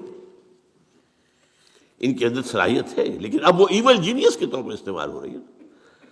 صلاحیت غلط روح پڑ جائے گی تو کیا ہوگا، جو کچھ کر رہے ہیں آج۔ بہرحال دوسری طرف خیر کی طاقت ہے، وہ کون ہے؟ وہ انبیاء ہیں، نبی ہیں، ان کے پیروکار ہیں، ان کے نقش قدم پر چلنے والے ہیں، اور ملائکہ بھی ہیں۔ جیسے نہ دیکھے والوں میں داعیان شر ابلیس اور شیاطین جن، اسی طرح نہ دیکھے جانے والوں میں داعی خیر ملائکہ۔ قرآن مجید میں آیا ہے، ہم نے فرشتوں کو حکم دیا ان ثبتوا الذین آمنوا، جاؤ یہ غزوہ بدر جو ہو رہا ہے، اہل ایمان کے قدموں کو مضبوط کر دو، جما دو، قائم کر دو۔ انہوں نے آ کر بدر بھی کی ہے، آئے ہیں غزوہ بدر میں، کوئی شک نہیں کہ فرشتے آئے ہیں۔ اللہ نے وعدہ جو کیا تھا پورا کیا۔ غزوہ احد میں بھی آئے ہیں، اللہ نے وعدہ کر دیا تھا، اپنا پورا کیا ہے۔ وَلَقَدْ صَدَقَكُمُ اللَّهُ وَعْدَهُ إِذْ تَحُسُّونَهُمْ بِإِذْنِهِ، اللہ نے اپنا وعدہ پورا کر دیا تھا جب تم انہیں اپنے دشمنوں کو گاجر مولی کی طرح کاٹ رہے تھے. حَتَّىٰ إِذَا فَشِلْتُمْ وَتَنَازَعْتُمْ فِي الْأَمْرِ، لیکن جب تم ڈھیلے پڑے تم نے اور امر کے معاملے میں آپس میں جھگڑا کیا، حضور کے حکم کی خلاف ورزی کی، پھر اللہ نے پاسا پلٹ دیا. تو جو نوٹ کیجئے خیر اور شر، میرے اندر بھی ایک بہت بڑا میدان کارزار ہے خیر و شر کا.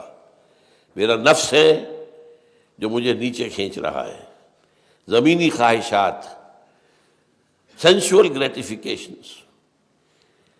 ایک میری روح ہے جو مجھے اوپر لے جانا چاہتی ہے، اللہ کے ساتھ مجھے جوڑنا چاہتی ہے، اللہ کے ساتھ تعلق قائم کرنا چاہتی ہے. یہ ہے میرے اندر. اور یہاں میں برصغیر تذکرہ عرض کر دوں کہ میں فرائیڈ کا اس معنی میں بہت قائل ہوں. فرائیڈ نے بھی 3 لیولز متعین کیے ہیں انسان کی معنوی شخصیت. دیکھیے ایک شخصیت میری ظاہری ہے، یہ چہرہ ہے، یہ ہاتھ ہے، پاؤں ہے، اس سے ہماری اناٹومی بحث کرے گی. یہ اناٹومی کے بعد جو ہے ہمارے اعضاء کے مختلف کیا وظائف ہیں، کیا کام اس نے کرنا ہے، کیا اس نے کرنا ہے، دل کا کام کیا ہے اور جگر کا یہ فزیولوجی بحث کرے گی. لیکن ہماری معنوی شخصیت ایک اندر ہے، اس سے کون بحث کرتا ہے؟ سائیکالوجی. وہ سائیکالوجی میں حالانکہ انتہائی یوں سمجھیے کہ غلط رخ پر انسان کو لے گیا ہے فرائیڈ، بہت غلط رخ پر، لیکن کم سے کم ایک ایکویٹی آف ویژن جو ہے، معاہدے کی گہرائی، اس کے بارے میں قائل ہوں. اس نے بھی 3 لیول معین کیے انسان میں معنوی طور پر. نیچے کیا ہے؟ اڈ یا لبیڈو، یہ وہ اینیمل انسٹنکٹس ہیں جو انسان کو نیچے کھینچتے. اس سے اوپر ایگو، خودی. تیسرا سپر ایگو. سپر ایگو اس نے معین کیا ہے کہ یہ اصل میں ہر معاشرے کے اندر کچھ معیارات ہوتے ہیں، ان معیارات جو ہے وہ ہانٹ کرتے ہیں انسان کو. یہ کام نہیں کرنا، یہ بھائی لوگوں کو اچھا نہیں لگتا ہے، لہذا یہ ایک سپر ایگو ہے جو ایگو کے اوپر اثر ڈالتی ہے. پھر ایگو اگر چاہتی ہے تو پھر وہ اپنے پورے وجود حیوانی کو کنٹرول کرتی ہے. اور یہ بھی ہے کہ every upper level controls and there is a restraint from the upper level to at the lower level. یہ ایگو اڈ اور لبیڈو کو کھینچ کر رکھتی ہے، سپر ایگو اس کو کھینچ کر رکھتی ہے. قرآن کے نزدیک یہ 3 لیولز کیا ہیں؟ لطیفہ نفس وہ ٹھیک ہے، بالکل وہی ہے جو فرائیڈ کہہ رہا ہے، کوئی شک نہیں، کوئی اختلاف نہیں. لطیفہ نفس، لطیفہ قلب وہ اس سے اوپر ہے، لطیفہ روح سب سے اوپر ہے. یہ 3 روح اوپر مجھے کھینچنا چاہ رہی ہے، اور یہ میرا جسم اور میرا مادی وجود مجھے نیچے کھینچ رہا ہے. کعبہ میرے پیچھے ہے، کلیسا میرے آگے. ایمان مجھے روکے ہے تو کھینچے ہے مجھے کفر. کعبہ میرے پیچھے ہے، کلیسا میرے آگے. اسی کشمکش میں ہماری زندگی گزرتی ہے. اور دیکھیے قلب کا معاملہ کیا ہے. یہ جو جسمانی قلب ہے ہمارے اندر، اس کو بھی چین نہیں ہے، ہر وقت حرکت میں ہے، ہر وقت، اور بدل رہا ہے، سکڑ رہا ہے، پھیل رہا ہے، سکڑ رہا ہے، پھیل رہا ہے، سکڑ رہا ہے، پھیل رہا ہے. اسی طریقے سے یہ مانوی قلب جو ہے، اس کا بھی کبھی رخ ہو جاتا ہے روح کی طرف تو پورا وجود روحانی ہو جاتا ہے. اس لیے کہ قلب حاکم ہے، مبدأ ارادہ قلب ہے. جب یہ روح کی طرف رخ ہو جائے، آئینہ ہے جیسے کہ آئینہ ادھر ہو گیا تو وہ سارا ریفلیکٹ کرے گا، روح کا جو اثرات ہیں، انوار و برکات، وہ پورے وجود پر چھا جائیں گے. اور اگر قلب کا رخ ہو گیا ہے نفس امارہ کی طرف تو پوری انسانی شخصیت حیوانیت، بلکہ ہو سکتا ہے بربریت، اس کے اوپر ہوتا ہے. یہ ہے قلب، ادھر یا ادھر. اسی لیے اس سے اوپر جو شے ہے وہ اللہ تعالیٰ کا ایک حکم اور اس کی مشیت ہوتی ہے. حضور نے فرمایا ہے کہ تمام انسانوں کے دل اللہ کی 2 انگلیوں کے مابین ہیں، وہ جدھر چاہتا ہے پھیر دیتا ہے. جو خوش قسمت ہے اللہ اس کے دل کو، رخ کو موڑ دیتا ہے روح کی طرف، خیر کی طرف، بھلائی کی طرف، نیکی کی طرف. ایمان کی طرف، تقوی کی طرف، جہاد فی سبیل اللہ کی طرف. اور جن کی بدقسمت جو ارن کرتے ہیں اپنے لیے اللہ کا عذاب، ان کا وہ قلب کا رخ کر دیا جاتا ہے وہ نفس امارہ کی طرف. اب وہ حیوان، بل ہم اضل، قرآن مجید کہتا ہے حیوان ہی نہیں، ان سے بھی گئے گزرے. لہم قلوب لا یفقہون بہا ولہم اعین لا یبصرون بہا ولہم آذان لا یسمعون بہا اولئک کالانعام بل ہم اضل. یہ تو انسان نہیں ہے، حیوان ہے. دل ہے جس سے یہ کام نہیں لیتے، سوچتے نہیں، آنکھیں دیکھتے نہیں. حیوانوں کا سب دیکھنا دیکھتے ہیں نا. گاڑی آ رہی ہے، میں نے بھی دیکھ لیا، اپنی جان بچا لی. کتے نے بھی دیکھ لیا، وہی بچ گیا، مجھ سے زیادہ بچنے کی صلاحیت اس میں. تو یہ تو میں برابر ہے. لیکن یہ اے اہل نظر، ذوق نظر خوب ہے، لیکن جو شے کی حقیقت کو نہ سمجھے وہ نظر کیا. شے کی ظاہر تو کتے کو بھی نظر آ گئی ہے. انسان تو وہ ہے کہ جو اشیاء کی حقیقت کو سمجھے. اور حضور نے فرمایا صلی اللہ علیہ وسلم، دعا ہے آپ کی، اللہم ارنی حقیقت الاشیاء کما ہی، اے اللہ مجھے اشیاء کی اصل حقیقت دکھا دے جیسے کہ وہ ہے. میں صرف ظاہر پر مطمئن نہیں رہنا چاہتا. ارنی حقیقت الاشیاء کما ہی، مجھے تو اشیاء کی حقیقت دکھا دے جیسے کہ پھر واقع وہ ہے. یہ اصل میں یہ آنکھ ہے دل کی آنکھ، یہ کان ہے دل کے کان. دیدن دیگر آموز سنیدن دیگر آموز. بہرحال اب اگلی بات سمجھیے، پھر دوہرا لیجیے. اندر نفس امارہ ہے، ان یا لیبیڈو ہے، روح ہے، دی سول اور دی اسپرٹ، جو امر عرب ہے، کشاکش ہے ان میں. درمیان میں قلب ہے، جو ادھر ہو جائے تو اس کا بول بالا، ادھر ہو جائے تو اس کا بول بالا.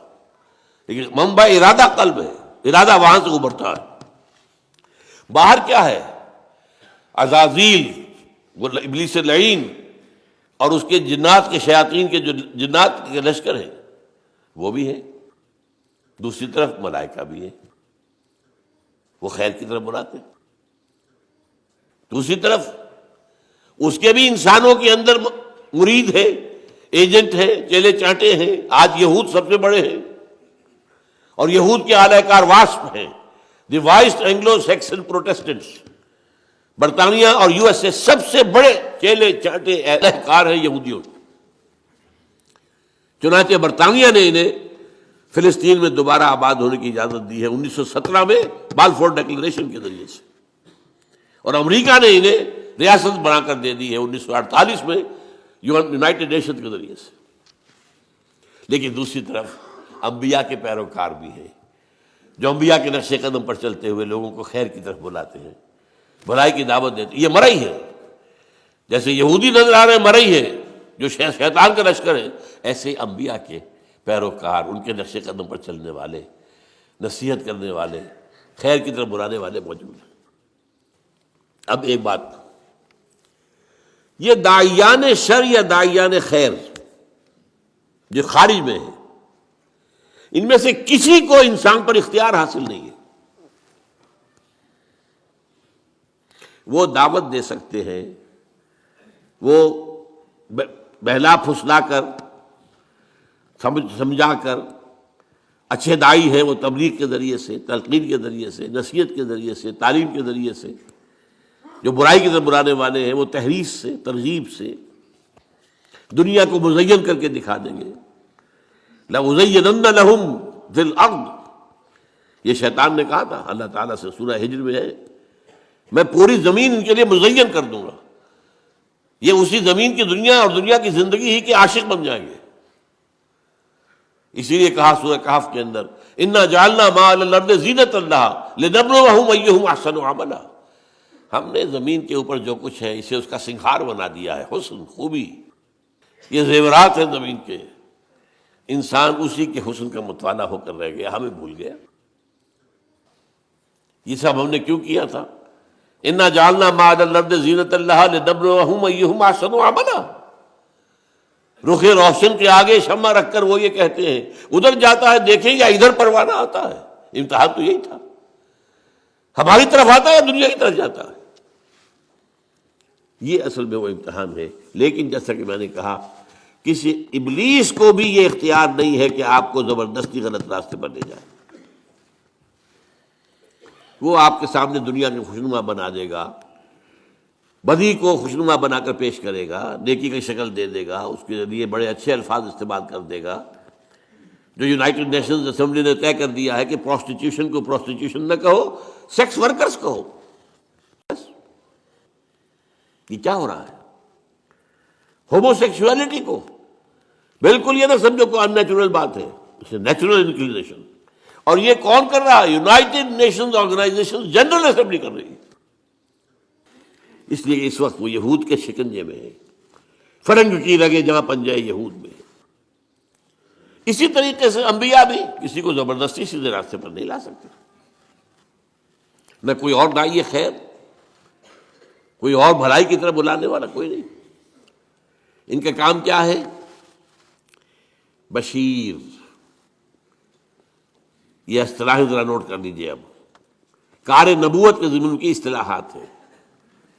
وما نرسل المرسلین الا مبشرین ومنذرین، وما ارسلناک الا مبشرا ونذیرا. یہ دو الفاظ سب سے زیادہ استعمال ہوئے ہیں، بشارت دینے والے اور خبردار کرنے والے. دیکھو غلط راستے پر جاؤ گے تو جہنم کا راستہ ہے، جہنم میں گزرو گے. خبردار کر دیا ہم نے. فقط انذرتکم، میں نے تمہیں خبردار کر دیا ہے. غلط راستے پر جاؤ گے جہنم ہے، اچھے راستے پر جاؤ گے جنت ہے. بشارت اس کی ہے. اور جو کوئی اچھے راستے پر آئے اسے تھپکی دینا، بشارت دینا، دل جوئی کرنا. نحن اولیاؤکم فی الحیات الدنیا وفی الآخرہ. فرشتے کہتے ہیں اہل ایمان سے، گھبراؤ نہیں، تکلیفوں میں سے بھی مت گھبراؤ، آزمائش سے نہ گھبراؤ، ہم تمہارے ساتھی ہیں، مددگار ہیں، پشپنا ہیں، دنیا کی زندگی میں بھی آخرت میں بھی. تو چاہے داعیان خیر ہوں چاہے داعیان شر ہوں، کسی کو کوئی اختیار کسی انسان پر حاصل نہیں ہے. قرآن مجید میں بھی اللہ تعالیٰ نے ابلیس سے کہہ دیا تھا تم نے مہلت مانگی ہے میں دے رہا ہوں، لیکن ان عبادی لیس لک علیہم سلطان، میرے بندوں پر تمہیں اختیار کوئی نہیں ہوگا. تم بہلاؤ، دھوکہ دو، سبز باغ دکھاؤ، جس طرح چاہو، جو چاہو زور لگا لو اپنا، لیکن تمہیں اختیار نہیں ہوگا. جو آئے گا اپنے اختیار سے آئے گا، اس کا اپنا قلب ہوگا. پھر وہ جدھر روح موڑ دے اس کو، اگر وہ قلب جو ہے وہ ہو گیا روح کی طرف تو نجات ہو گئی، اور اگر ہو گیا نفس امارہ کی طرف تو بیڑا غرق ہو گیا.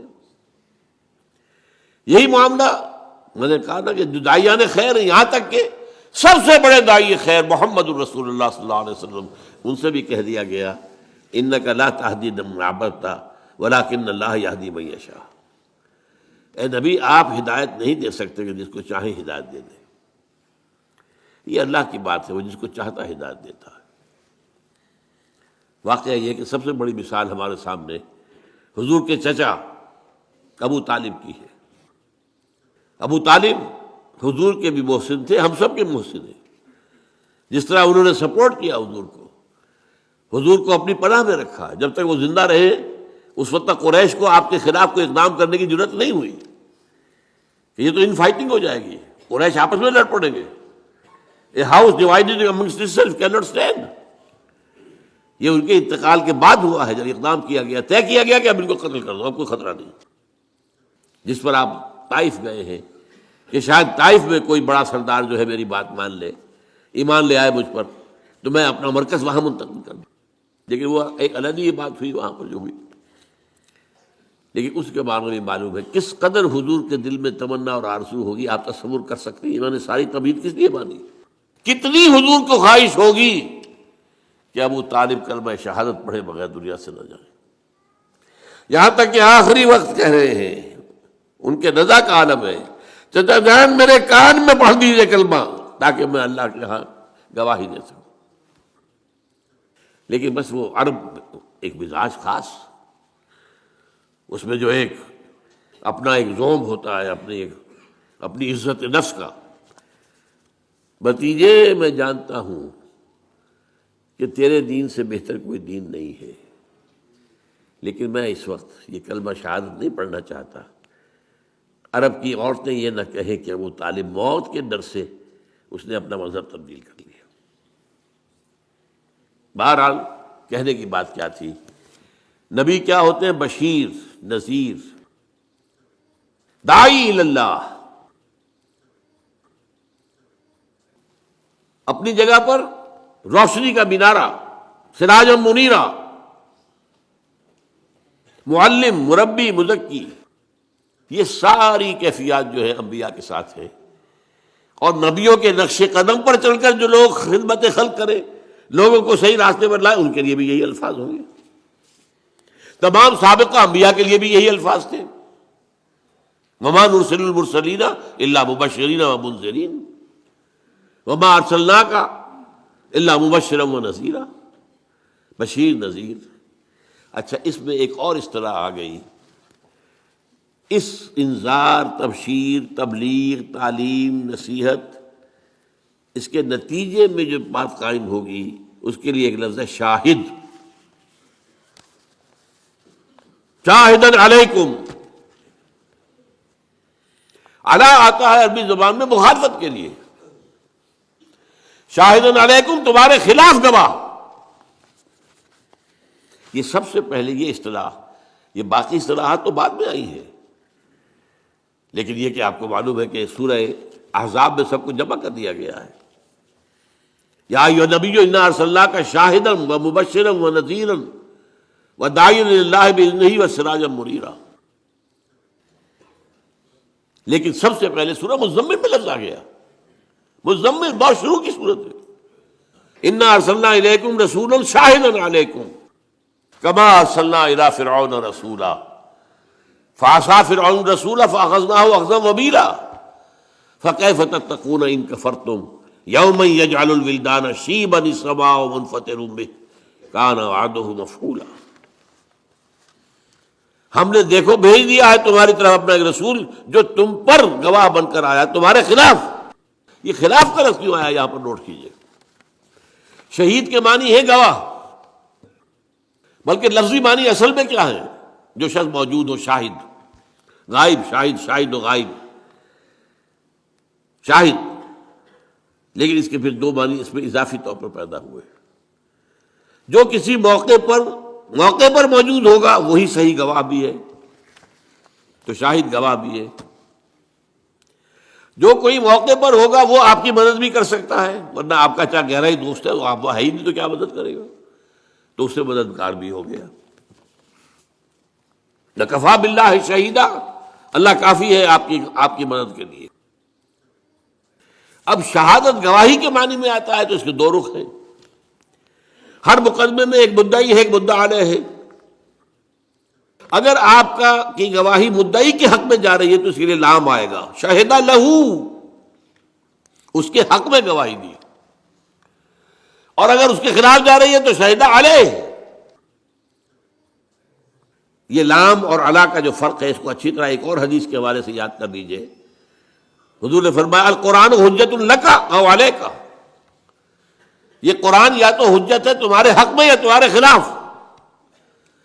اسے اپنے حق میں حجت بنانا ہے تو اس کے اوپر عمل کرو، اس کو پڑھو، اس کو سمجھو، اسے اپنا امام بناؤ، اس کی پیروی کرو، تب یہ تمہارے حق میں گواہی دے۔ اللہ یہ مجھے پڑھتا تھا، مجھ پر غور کرتا تھا، مجھ پر عمل کرتا تھا، میری تبلیغ کرتا تھا، اے اللہ اس نے تو اپنے آپ کو وقف کر دیا تھا تعلیم و تعلم قرآن کے لیے، قرآن کے سمجھنے اور سمجھانے کے لیے، تو لہو یہ قرآن آپ کے حق میں گواہی بنے گا۔ جیسا کہ ایک حدیث میں آتا ہے کہ رمضان مبارک میں اگر آپ نے راتوں کو وقت جاگ کر قرآن مجید کو پڑھا ہے اور دن میں آپ نے روزے رکھے ہیں، حضور نے فرمایا الصیام والقرآن یشفعان للعبد، روزہ اور قرآن بندے کے حق میں گواہی دیں گے، شفاعت کریں گے۔ یقول الصیام، روزہ یہ کہے گا منعتہ الطعام بالنہار، اے اللہ تیرے اس بندے کو میں نے روکے رکھا کھانے سے، فشفعنی فیہ، تو میری شفاعت قبول فرما اس کے حق میں۔ ویقول القرآن منعتہ النوم باللیل، میں نے اسے رات کو سونے سے روکے رکھا، فشفعنی فیہ، تو میری شفاعت اس کے حق میں قبول فرما۔ فیشفعان، حضور نے فرمایا دونوں کی شفاعت قبول ہوگی۔ تو القرآن حجت لک او علیک، اسی طرح علی جب ہے، یہ اصل میں قرآن مجید کی اہم اصطلاح تک ہم پہنچ گئے ہیں، اور یہ ہمارا آج کا آخری موضوع ہے۔ کار رسالت کے لیے قرآن کی اصطلاح ہے شہادت علی الناس۔ وہ کیوں ہے؟ دیکھیے، ایک محاسبہ جو آخرت میں ہونا ہے، اگر کوئی نبی نہ آتا، کوئی رسول نہ آتا، تب بھی محاسبہ تو ہونا تھا۔ کیوں؟ ہم نے تمہیں سمع و بصر دیا تھا کہ نہیں؟ عقل دی تھی کہ نہیں؟ تمہارے نفس کے اندر بھی نیکی اور بدی کی پہچان ودیت کی تھی کہ نہیں؟ ان باتوں پر تو حساب دو۔ تم ہم سے عہد کر کے گئے تھے کہ نہیں؟ الستو بربکم قالوا بلی۔ جس شخص کے پاس کسی نبی کی دعوت نہ پہنچی ہو، کسی رسول کی دعوت نہ پہنچی ہو، اس کا محاسبہ ہوگا توحید اور عام نیکی اور بدی کے اعتبار سے، بس۔ ظاہر بات ہے کہ اس سے یہ محاسبہ تو نہیں ہو سکتا کہ تم نے نماز کیوں نہیں پڑھی، اسے تو نبی کا پیغام ہی نہیں پہنچا، نبی کی دعوت ہی نہیں پہنچی۔ عام آدمی سے محاسبے کی بنیادیں: نمبر 1، لقد خلقنا الانسان من نطفة امشاج نبتلیہ فجعلناہ سمیعا بصیرا۔ ہم نے انسان کو ملے جلے نطفے سے پیدا کیا تاکہ اسے آزمائیں، تو ہم نے اسے سماعت دی، بصارت دی، اس سے آگے بڑھ کر عقل دی، فؤاد دیے۔ ان السمع والبصر والفؤاد کل اولئک کان عنہ مسئولا، ان سب کے بارے میں محاسبہ ہوگا۔ پھر تمہارے اندر وَنَفْسٍ وَمَا سَوَّاهَا فَأَلْهَمَهَا فُجُورَهَا وَتَقْوَاهَا، یہ جو ہمارا نفس ہے، سب سے نچلا جو حصہ، یہ بھی انسانی نفس جو ہے وہ عام حیوانی نفس کی طرح نہیں ہے۔ انسانی نفس کے اندر نیکی اور بدی کا شعور پیدا کر دیا گیا ہے۔ ہر انسان جانتا ہے بنیادی طور پر کہ جھوٹ بولنا برا ہے، سچ بولنا اچھا ہے۔ کون نہیں جانتا؟ یہ بیسک مورالٹی ہے۔ اس لیے قرآن نیکیوں کو کہتا ہے معروف، جو لوگوں کے نزدیک پہچان والی شے ہے، پہچان میں آتی ہے، اچھی شے ہے۔ اور منکر وہ جس سے کہ انسان کی طبیعت ابا کرے، نفرت کرے، وہ منکر ہے، اس لیے کہ فطرت انسان میں موجود ہے۔ وَنَفْسٍ وَمَا سَوَّاهَا فَأَلْهَمَهَا فُجُورَهَا وَتَقْوَاهَا، پھر تمہارے اندر ہماری وہ روح تھی موجود، اس روح کے اندر اللہ کی معرفت بھی موجود ہے، ڈورمنٹ ہے، سوئی ہوئی ہے، اللہ کی محبت بھی ہے، خوابیدہ ہے۔ اس کو بیدار کرنے کے لیے اللہ تعالیٰ کی طرف سے جو کلام ربانی کی بارش اس پر ہوتی ہے، جب غذا ملتی ہے روح کو کلام ربانی کی، تو پھر اس کے اندر کی صلاحیتیں ابھرتی ہیں۔ ان چیزوں کی بنیاد پر محاسبہ آخرت ہوگا، لیکن اللہ تعالیٰ نے اس میں اتمام کیا ہے، تکمیل کی ہے، اتمام حجت کیا ہے، قطع عذر کیا ہے شہادت کے ذریعے سے۔ وہ کیا ہے؟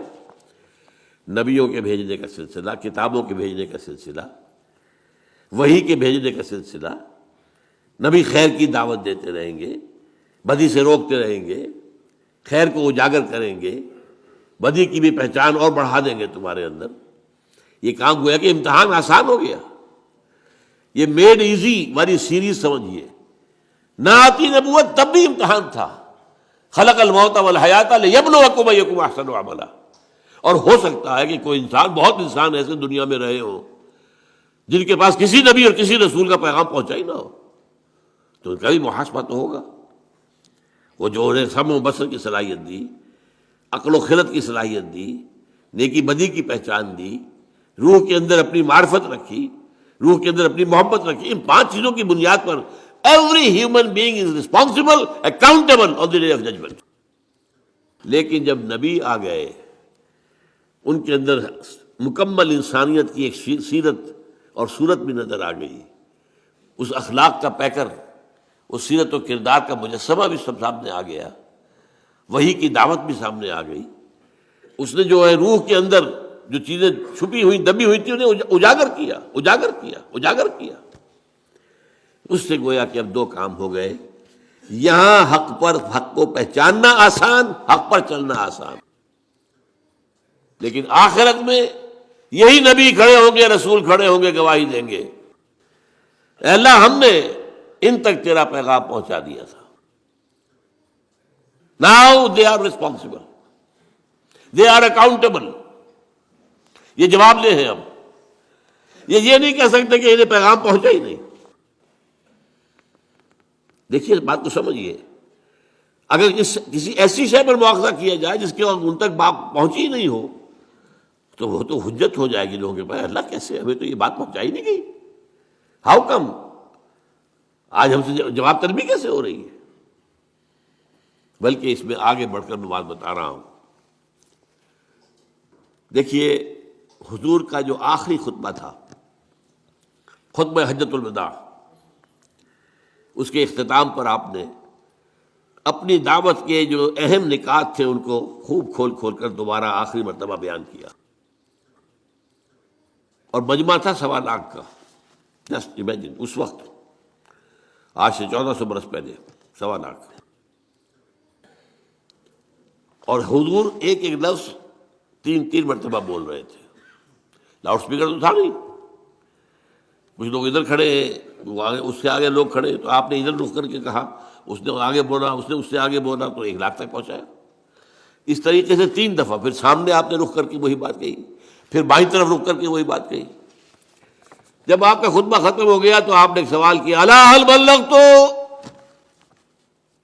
لوگوں میں نے پہنچا دیا یا نہیں؟ اور حیرت ہوتی ہے کہ اس کے جواب میں صحابہ نے 4 باتیں کہی. عام طور پر صحابہ کا جو انداز ہوتا تھا، حضور جب پوچھتے تھے کوئی سوال تو عام طور پر کہتے تھے اللہ و رسولہ عالم. یہ جو چنبلے قسم کے شاگرد ہوتے ہیں، کبھی جو اساتذہ کے اوپر بھی اپنا روب گاڑنا چاہتے ہیں، تو وہ تو جھٹ بولیں گے اپنی، تاکہ ذہانت کا ثبوت ہو جائے.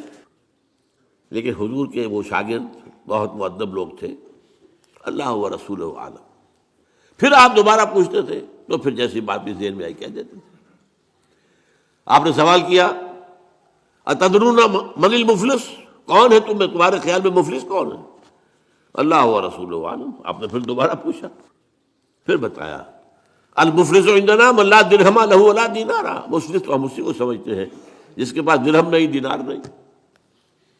پھر آپ نے اپنی بات بتائی، وہ میں اس وقت نہیں بیان کر رہا. تو میں یہ کہہ رہا تھا کہ عام طور پر صحابہ کا جواب ہوتا تھا اللہ و رسولہ عالم. یہاں وہ بھی سمجھ گئے تھے کہ یہ حضور یہ کیوں پوچھ رہے. ایک رسپانسبلٹی تھی جو آئی تھی، جس کو سورہ مزمل میں کہا تھا انا سنلقی علیک قولا ثقیلا، ہم آپ پر ایک بڑا بھاری بوجھ ڈالنے والے ہیں. وہ کندھوں پر آیا تھا، جس کے لیے تنبیہ بھی آ گئی سورہ مائدہ میں، یا ایھا الرسول بلغ ما انزل الیک من ربک وَإِن لَّمْ تَفْعَلْ فَمَا بَلَّغْتَ رِسَالَتَهُ. اے رسول پہنچا دو جو کچھ بھی نازل ہوا ہے آپ پر آپ کے رب کی طرف سے، اور اگر ایسا نہ کیا تو رسالت کا حق ادا نہیں ہوگا. آپ دیکھتے ہیں قرآن مجید میں وہ آیات بھی ہم پڑھتے ہیں جن میں بظاہر حضور سے کچھ اظہار ناراضگی اللہ نے کیا ہے، اظہار خفگی کیا ہے، یا کسی چیز پر روکا ہے ٹوکا. میں زیادہ سخت لفظ نہیں بولنا چاہتا، حالانکہ الفاظ بڑے سخت ہیں. یا ایھا النبی لم تحرم ما احل اللہ لک تبتغی مرضات ازواجک. اے نبی کیوں حرام ٹھہرا رہے ہو اپنے اوپر وہ شے جو اللہ نے حلال کی ہے اپنی بیویوں کی رضا جوئی کے لیے؟ کتنی سخت بات ہے. عبس وتولی ان جاءہ الاعمی وما یدریک لعلہ یزکیٰ. ایک پیر صاحب ہیں ملتان کے، انہوں نے تو مجھے باقاعدہ پیغام بھیجا کہ آپ جب یہ آیتیں پڑھا کریں ترجمہ نہ کیا کریں. میں حیران ہوا کہ قرآن مجید کی آیات ہے، جب ہمیں پڑھنے کے حکم ہے ہم تو اس میں سے کسی چیز کو نہیں، آیات پڑھ دیا کریں ترجمہ نہ کیا کرتے، اس لیے کہ اس میں حضور کی توہین آتی ہے. تو میں سمجھتا ہوں کہ جتنا بھی آدمی ادب سے بات کر سکے، لیکن ہمیں یہ قرآن مجید جیسا کہ حضور نے پہنچا دیا ہمیں، تو ہم اس میں سے کوئی کمی بیشی کرنے والے کون ہیں؟ عبداللہ ابن ام مکتوم رضی اللہ تعالی عنہ اندھے تھے، وہ حضور کی خدمت میں حاضر ہوئے. اس وقت حضور کے پاس سرداران قریش کی ایک جماعت جمع تھی، گفتگو ہو رہی تھی. اب یہ بیچارے نابینا، انہیں کیا پتہ کون لوگ جمع، یہ بار بار دخل دے رہے ہیں، حضور کو اپنی طرف متوجہ کرنا چاہ رہے ہیں. حضور کو ناگوار گزرا، آپ کے ماتھے پر بل پڑ گئے. عبس وتولی، اس نے تیوری چڑھا دی، ماتھے پر بل پڑ گئے. ان جاءہ الاعمی، اس لیے کہ اس کے پاس ایک اندھا آیا تھا. وما یدریک لعلہ یزکیٰ، تمہیں کیا پتا شاید کہ وہ تزکیہ اختیار کرتا. او یذکر فتنفعہ الذکریٰ، یا اسے نصیحت مل جاتی آپ کی گفتگو سے اور وہ نصیحت اسے مفید ہوتی۔ اما من استغنا فانت لہ تصدیٰ، جو استغنا کرتے ہیں، ابا کرتے ہیں، پیٹھ موڑتے ہیں، آپ ان کے پیچھے لگے ہوئے، ان کے پیچھے پڑے ہوئے۔ وما علیک اللہ یزکیٰ، اگر وہ نہیں تزکیہ اختیار کر رہے تو آپ پر کوئی الزام نہیں ہے۔ وما من جا کے یسعی وہو یخشی فانت عنہ تلہیٰ، اور جو آیا ہے چل کر وہ تو چاہتا تزکیہ حاصل کرنا، ان کی طرف سے آپ عدم توجہ فرما رہے ہیں۔ یہ بھی ہمیں پہنچا دیا کہ نہیں؟ بلغ ما انزل الیک من ربک وان لم تفعل فما بلغت رسالتہ۔ اب یہ جو بوجھ تھا اس کی ذمہ داری کا حضور کو معاملہ معلوم تھا، اس لیے کہ سورہ اعراف میں یہ آیت آ چکی تھی، نوٹ کیجئے، آیت نمبر 6 ہے، فَلَنَسْأَلَنَّ الَّذِينَ أُرْسِلَ إِلَيْهِمْ وَلَنَسْأَلَنَّ الْمُرْسَلِينَ، ہم لازماً پوچھ کر رہیں گے ان سے بھی جن کی طرف رسولوں کو بھیجا، اور ان سے بھی جنہیں رسول بنا کر بھیجا۔ تو آپ نے یہ جو کیا کیوں؟ الا هل بلغت انا نشهد انك بلغت رسالتا واديت الامانه وكشفت الغمه ونصحت الامه۔ 4 بات حضور ہم گواہ ہیں، آپ نے حق رسالت ادا کر دیا، حق امانت ادا کر دیا۔ یہ قرآن آپ کے پاس امانت تھا، ہمارے لیے اللہ نے بھیجا تھا نا، آپ کے ذمہ تھا ہمیں پہنچانا، آپ نے پہنچا دیا۔ آپ نے ہماری خیر خواہی کا حق ادا کر دیا، اور آپ نے گمراہیوں کے بادل چھانٹ دیے۔ 3 مرتبہ سوال کیا آپ نے، الا هل بلغت انا نشهد انك قد بلغت الرسالة واديت الامانة ونصحت الامة وكشفت الغمة۔ پھر نگاہ اٹھائیے آسمان کی طرف، انگشت شہادت سے اشارہ کیا، اللہم اشہد، اللہم اشہد، اللہم اشہد، اے اللہ تو بھی گواہ ہے، میں نے اپنا حق ادا کر دیا۔ یہ مان رہے ہیں کہ میں نے پہنچا دیا، یہ گواہی دے رہے ہیں کہ میں نے پہنچا دیا۔ اب قیامت کے دن کیا ہوگا؟ ہر امت پر جب ایک کلیکٹیو قسم کی وہاں پر رسپانسبلٹی آئے گی، ایک تو ہے ہر شخص کا انفرادی حساب، کلہم آتی ہے یوم القیامت فردا، پہلے ایک اجتماعی فیصلہ بھی ہوگا۔ اس وقت جو ہے وہ ہر اس امت کا جو رسول ہے وہ کھڑے ہو کر ٹیسٹیفائی کرے گا، اے اللہ تیرا جو پیغام مجھ تک آیا تھا میں نے پہنچا دیا تھا، ناؤ دے آر ریسپانسبل۔ یہ ہے وہ معاملہ جو قیامت میں ہوگا، اور سورہ نساء کی 41ویں آیت میں اس کا نقشہ کھینچا گیا ہے۔ اور روایت آتی ہے کہ حضور نے ایک مرتبہ عبداللہ ابن مسعود رضی اللہ تعالیٰ عنہ سے کہا کہ مجھے کچھ قرآن سناؤ۔ انہوں نے عرض کیا حضور آپ کو سناؤں گا، آپ پر تو نازل ہوا ہے قرآن۔ فرمایا نہیں، مجھے کچھ کسی دوسرے سے سن کر کچھ اور ہی لذت محسوس ہوتی ہے۔ تعمیل امر میں حضرت عبداللہ ابن مسعود نے سورہ نساء کی قرأت شروع کی۔ جب اس 41ویں آیت پر پہنچے تو حضور نے فرمایا حسبک حسبک، بس کرو بس کرو۔ اب وہ تو اپنی گردن نیچے کیے پڑھ رہے تھے قرآن، حضور کا چہرہ مبارک پہ تو نگاہ نہیں تھی۔ اب جب آپ نے کہا حسبک حسبک تو نگاہ اٹھا کر دیکھا تو آپ کی آنکھوں سے آنسو بہ رہے تھے۔ وہ کس بات کے تھے آنسو؟ فَكَيْفَ إِذَا جِئْنَا مِنْ كُلِّ أُمَّةٍ بِشَهِيدٍ وَجِئْنَا بِكَ عَلَىٰ هَٰؤُلَاءِ شَهِيدًا۔ اس دن کیا ہوگا، کیسے بیتے گی، جس دن ہر امت پر ہم ایک گواہ کھڑا کریں گے اس کے خلاف۔ یہ گویا کہ جسے آپ کہتے ہیں کہ سرکاری گواہ، پروزیکیوشن وٹنس، اور آپ کو لائیں گے ان کے خلاف گواہ بنا کر۔ رسول کہے گا میں نے پہنچا دیا تھا، یہ جانے، لیکن آپ نے جب دیکھا کہ مجھے اپنی قوم کے خلاف گواہی دینی ہوگی، قوم تو اپنی تھی نا آخر، تو آپ کی آنکھوں میں آنسو آ گئے۔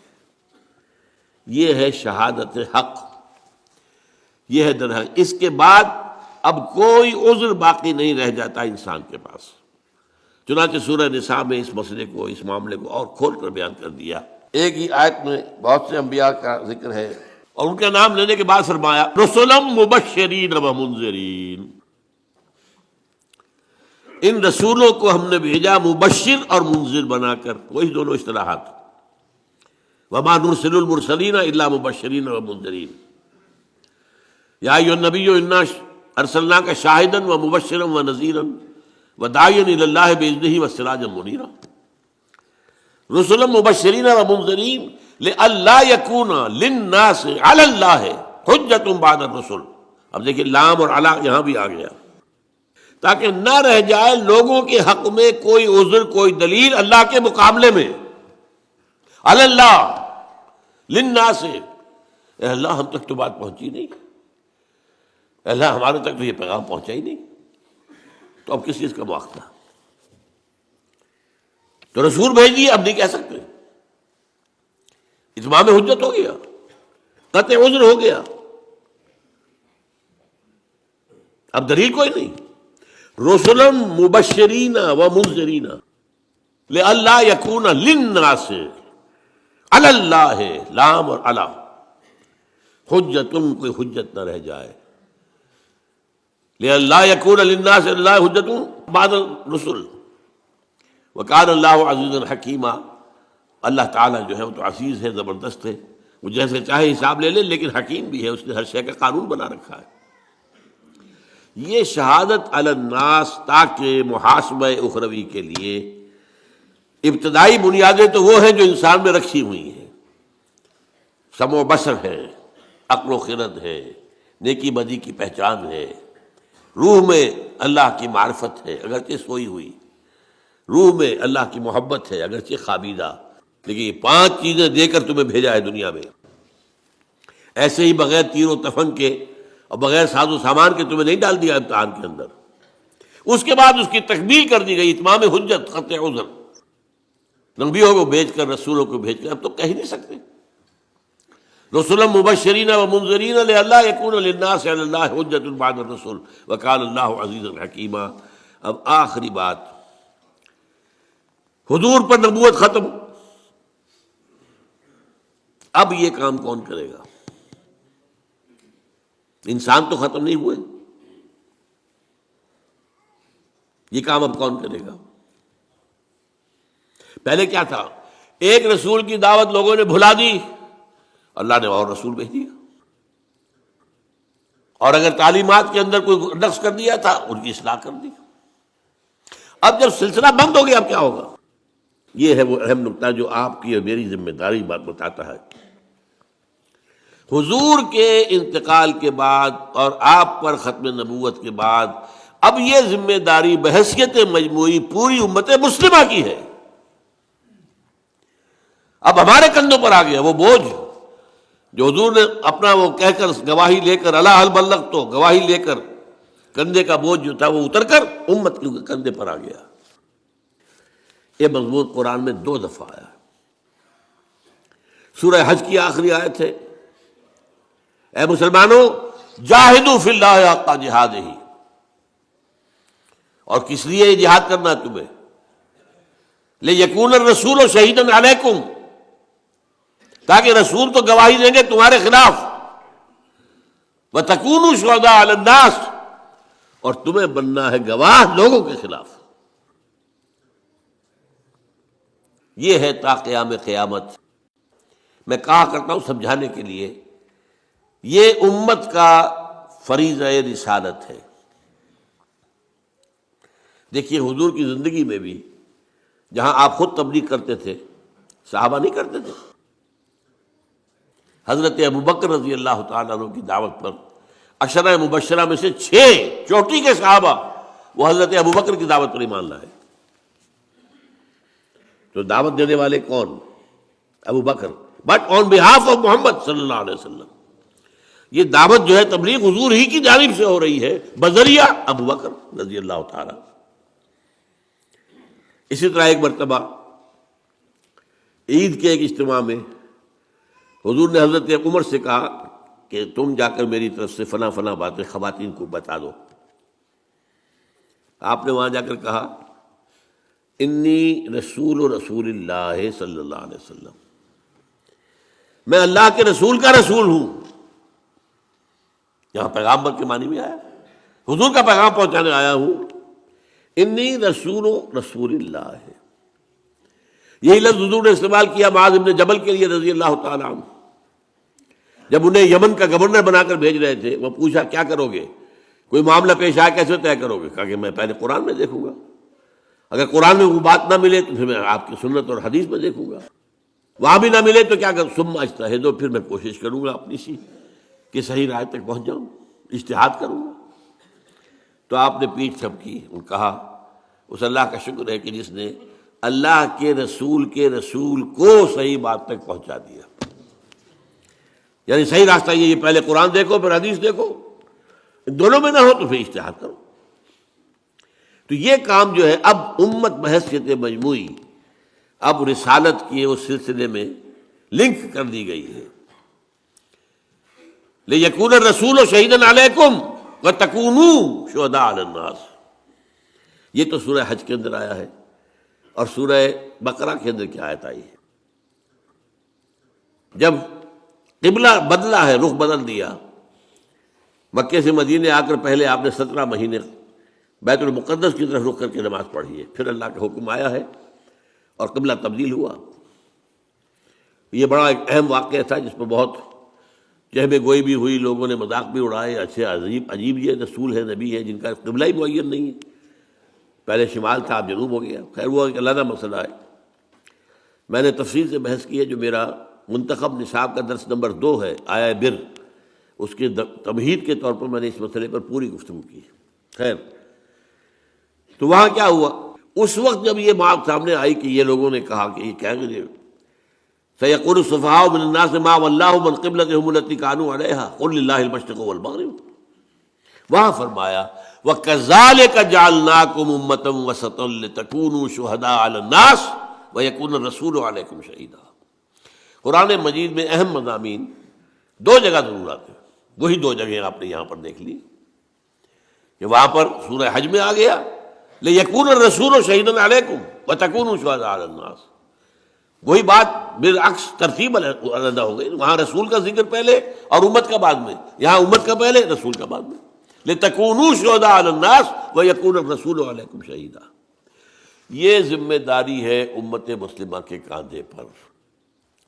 اور دیکھیے نوٹ کر لیجئے، آج چونکہ ہم یہ کام نہیں کر رہے، اسی لیے آج دنیا میں ذلیل و خوار ہیں آج کیوں ذلیل کہ کل تک نہ تھی پسند گستاخی فرشتہ ہماری جناب میں۔ آج مسلمان ہیں ضربت علیہم الذلۃ والمسکنۃ وباؤوا بغضب من اللہ، کمزوری کم ہمتی ہم پر مسلط کر دی گئی۔ کشمیر کو ہم کہتے ہیں ہماری شہرگ ہے، لیکن یہ جرت نہیں ہے کہ ہم کبھی انڈیا سے کہہ سکتے ہیں، الٹیمیٹم دے سکتے ہیں ہٹ جاؤ ورنہ پھر آ رہے ہیں مقابلہ کرو میدان میں۔ اور ایک دور تو وہ بھی تھا کہ 2 طرف سے پاکستان تھا اور بھارت ڈرتا تھا پاکستان سے۔ اب تو بہت بدل گیا معاملہ 1971 کے بعد۔ یہ ہماری ذلت، 30-40 کروڑ عرب اور ان کے خنجر پیوست کیا گیا ان کے سینے میں اسرائیل کا، اور بولتے بھی نہیں، کوئی بولتا بھی نہیں، بات بھی نہیں کرتا۔ جو کچھ ہو رہا ہے، جو ظلم ہو رہے ہیں جو وہاں کے فلسطینیوں پر، کس کو نہیں معلوم؟ اور آج پوری دنیا میں ذرا سوچئے، کبھی خون کہیں بہتا ہے تو مسلمان کا ہو گیا مانند آب ارزاں مسلمان کا لہو، وہ چاہے صومالیہ تھا، وہ چچنیا تھا، کوسوو تھا، بوسنیا تھا اور فلپائنز تھا، یہاں تو ہو ہی رہا تھا فلسطین اور کشمیر 60 سال سے، اور اب جو ہوا ہے 8 سال سے، جو افغانستان میں ہوا، جو عراق میں ہوا، اب جو ہو رہا ہے ہمارے، یہ ان کی جنگ ہے جو ہم لڑ رہے ہیں، ہم پر مسلط کر دی گئی ہے۔ اور سب سے بڑی کامیابی امریکہ کی یہ ہے کہ اس نے ہمیں یہ باور کرا دیا ہمارے عام لوگوں کو کہ یہ ہماری جنگ ہے۔ لا حول ولا قوت الا باللہ۔ اندھا ہوگا کوئی شخص جو کہے گا کہ یہ ہماری جنگ ہے۔ ہماری جنگ تھی تو کہاں تھی پہلے؟ یہ افغانستان پر حملے سے پہلے امریکہ کی کہاں تھی یہ جنگ؟ اگر ہماری جنگ تھی تو ہم مدد مانگتے نا امریکہ سے، انہوں نے مدد مانگی تھی۔ یو آر ود اس اور اگینسٹ اس، بھائی کروسیڈ وہ شروع کر رہے تھے اور اس کا ثبوت موجود ہے۔ نکلنے والا فلاڈلفیا سے ایک رسالہ موجود ہے، ٹرمپٹ، دی فلاڈلفیا ٹرمپٹ، اس کے 1 مہینے پہلے کا جو شمارہ ہے 9/11 جو ہے وہ سن 2001 میں ہوا ہے، ستمبر میں۔ اگست کے شمارے میں اس کا جو ایڈیٹر ہے یہ وہی ہے جو ایونجلسٹ ہیں، نیو کانز ہیں، یہ یہودیوں سے بڑھ کر پیروکار اور سپورٹرز. ان کے الفاظ میں نے بہت عام کیے ہیں. 2 کتابچے میرے ہیں جن کی پشت کے اوپر یہ عبارت اور تصویر میں نے پوری دے رکھی ہے، اور اندر اس کے جو ہے اس کا بیک گراؤنڈ الفاظ سنیے. Many people think that crusades are a matter of the past, over forever, but they are wrong. Preparations are being made. August 2001 جو لکھا گیا ہوگا جولائی 2001 میں. Preparations are being made for the last crusade, which will be the bloodiest of all. جتنی پہلی ہوئی ہے 250 برس تک جاری رہی تھی صلیبی جنگ. 10 دورے آئے اس میں، ایک آیا دوسرا گیا، پھر آیا دوسرا آیا، کبھی ادھر کبھی ادھر. آپ کو معلوم ہے کہ جتنے طویل عرصے تک 88 برس تک یہ بیت المقدس پر قبضہ رہا یہودیوں کا. پھر لیا اس کو واپس صلاح الدین ایوبی نے، پھر تھوڑے عرصے کے بعد دوبارہ عیسائیوں نے لیا. یہ تو لمبی جنگ تھی 250 برس کی. لیکن اس 250 برس میں بھی اتنے آدمی نہیں مرے ہوں گے جتنے آج تک مر چکے ہیں افغانستان میں اور عراق میں خاص طور پر. یہ سب کیوں ہو رہا ہے؟ یہ اس لیے ہو رہا ہے کہ اللہ کے عذاب میں ہے. شہادت الناس کا تقاضا تھا کہ ہم دنیا میں اللہ کا دین قائم کر کے دکھاتے دنیا کو اور دعوت دیتے، come and see with your own eyes this is the دین of Allah. Come and see. اب تو کیا ہے، لوگ ہم سے کہتے ہیں اسلام کہاں ہے؟ وہ تو کتابوں میں لکھا ہوا ہے، کہیں ہے تو نہیں. ہاں مذہب ہے، نماز ہے، روزہ ہے، حج ہے، زکوٰۃ ہے، اس سے کسی کو کوئی تکلیف نہیں ہوتی. ان کا نظام انٹیکٹ رہے. انگریز کو کیا تکلیف تھی ہماری نماز پڑھنے سے؟ کچھ بھی نہیں. امریکہ کو کیا تکلیف ہے؟ وہاں ہم گئے ہیں، لوگ گئے ہیں مسلمان، انہوں نے مسجدیں بنا لی ہیں، چرچ خریدے ہیں اور سینیگاگز خریدے ہیں اور انہوں نے مسجد بنا لیا ہے. انہوں نے نہیں روکا. مذہب سے کوئی جنگ ہی نہیں ہے ان کی. جنگ ہے اسلامی نظام سے، خلافت، سیاسی نظام، معاشی نظام، سماجی نظام، تہذیبی نظام اسلام کا، وہ کسی صورت قابل قبول نہیں. آج وہ ہمارے اپنے اندر نہیں ہے. پوری دنیا میں سیکولرزم ہے، پوری دنیا میں بینکنگ ہے اور سود کی بنیاد پر سارا کاروبار چل رہا ہے. اور جو کچھ بے حیائی وغیرہ کا معاملہ ابھی ہمارے ہاں عالم اسلام میں کچھ کم تھا، جو تیزی کے ساتھ اب جو بڑھ رہا ہے معاملہ، معلوم ہوتا ہے کہ وہ کمی بھی ہم جلدی پوری کر دیں گے. یہ تو ہے تاریک اسپیکٹ. اور روشن یہ ہے کہ صحیح احادیث صدور کی موجود ہے. اس دنیا کے خاتمے سے قبل پورے روئے ارضی پر اللہ کا دین غالب آ کر رہے گا، جیسے کہ حضور نے اپنے دست مبارک سے غالب کیا تھا آج سے 1400 برس قبل. ہوگا.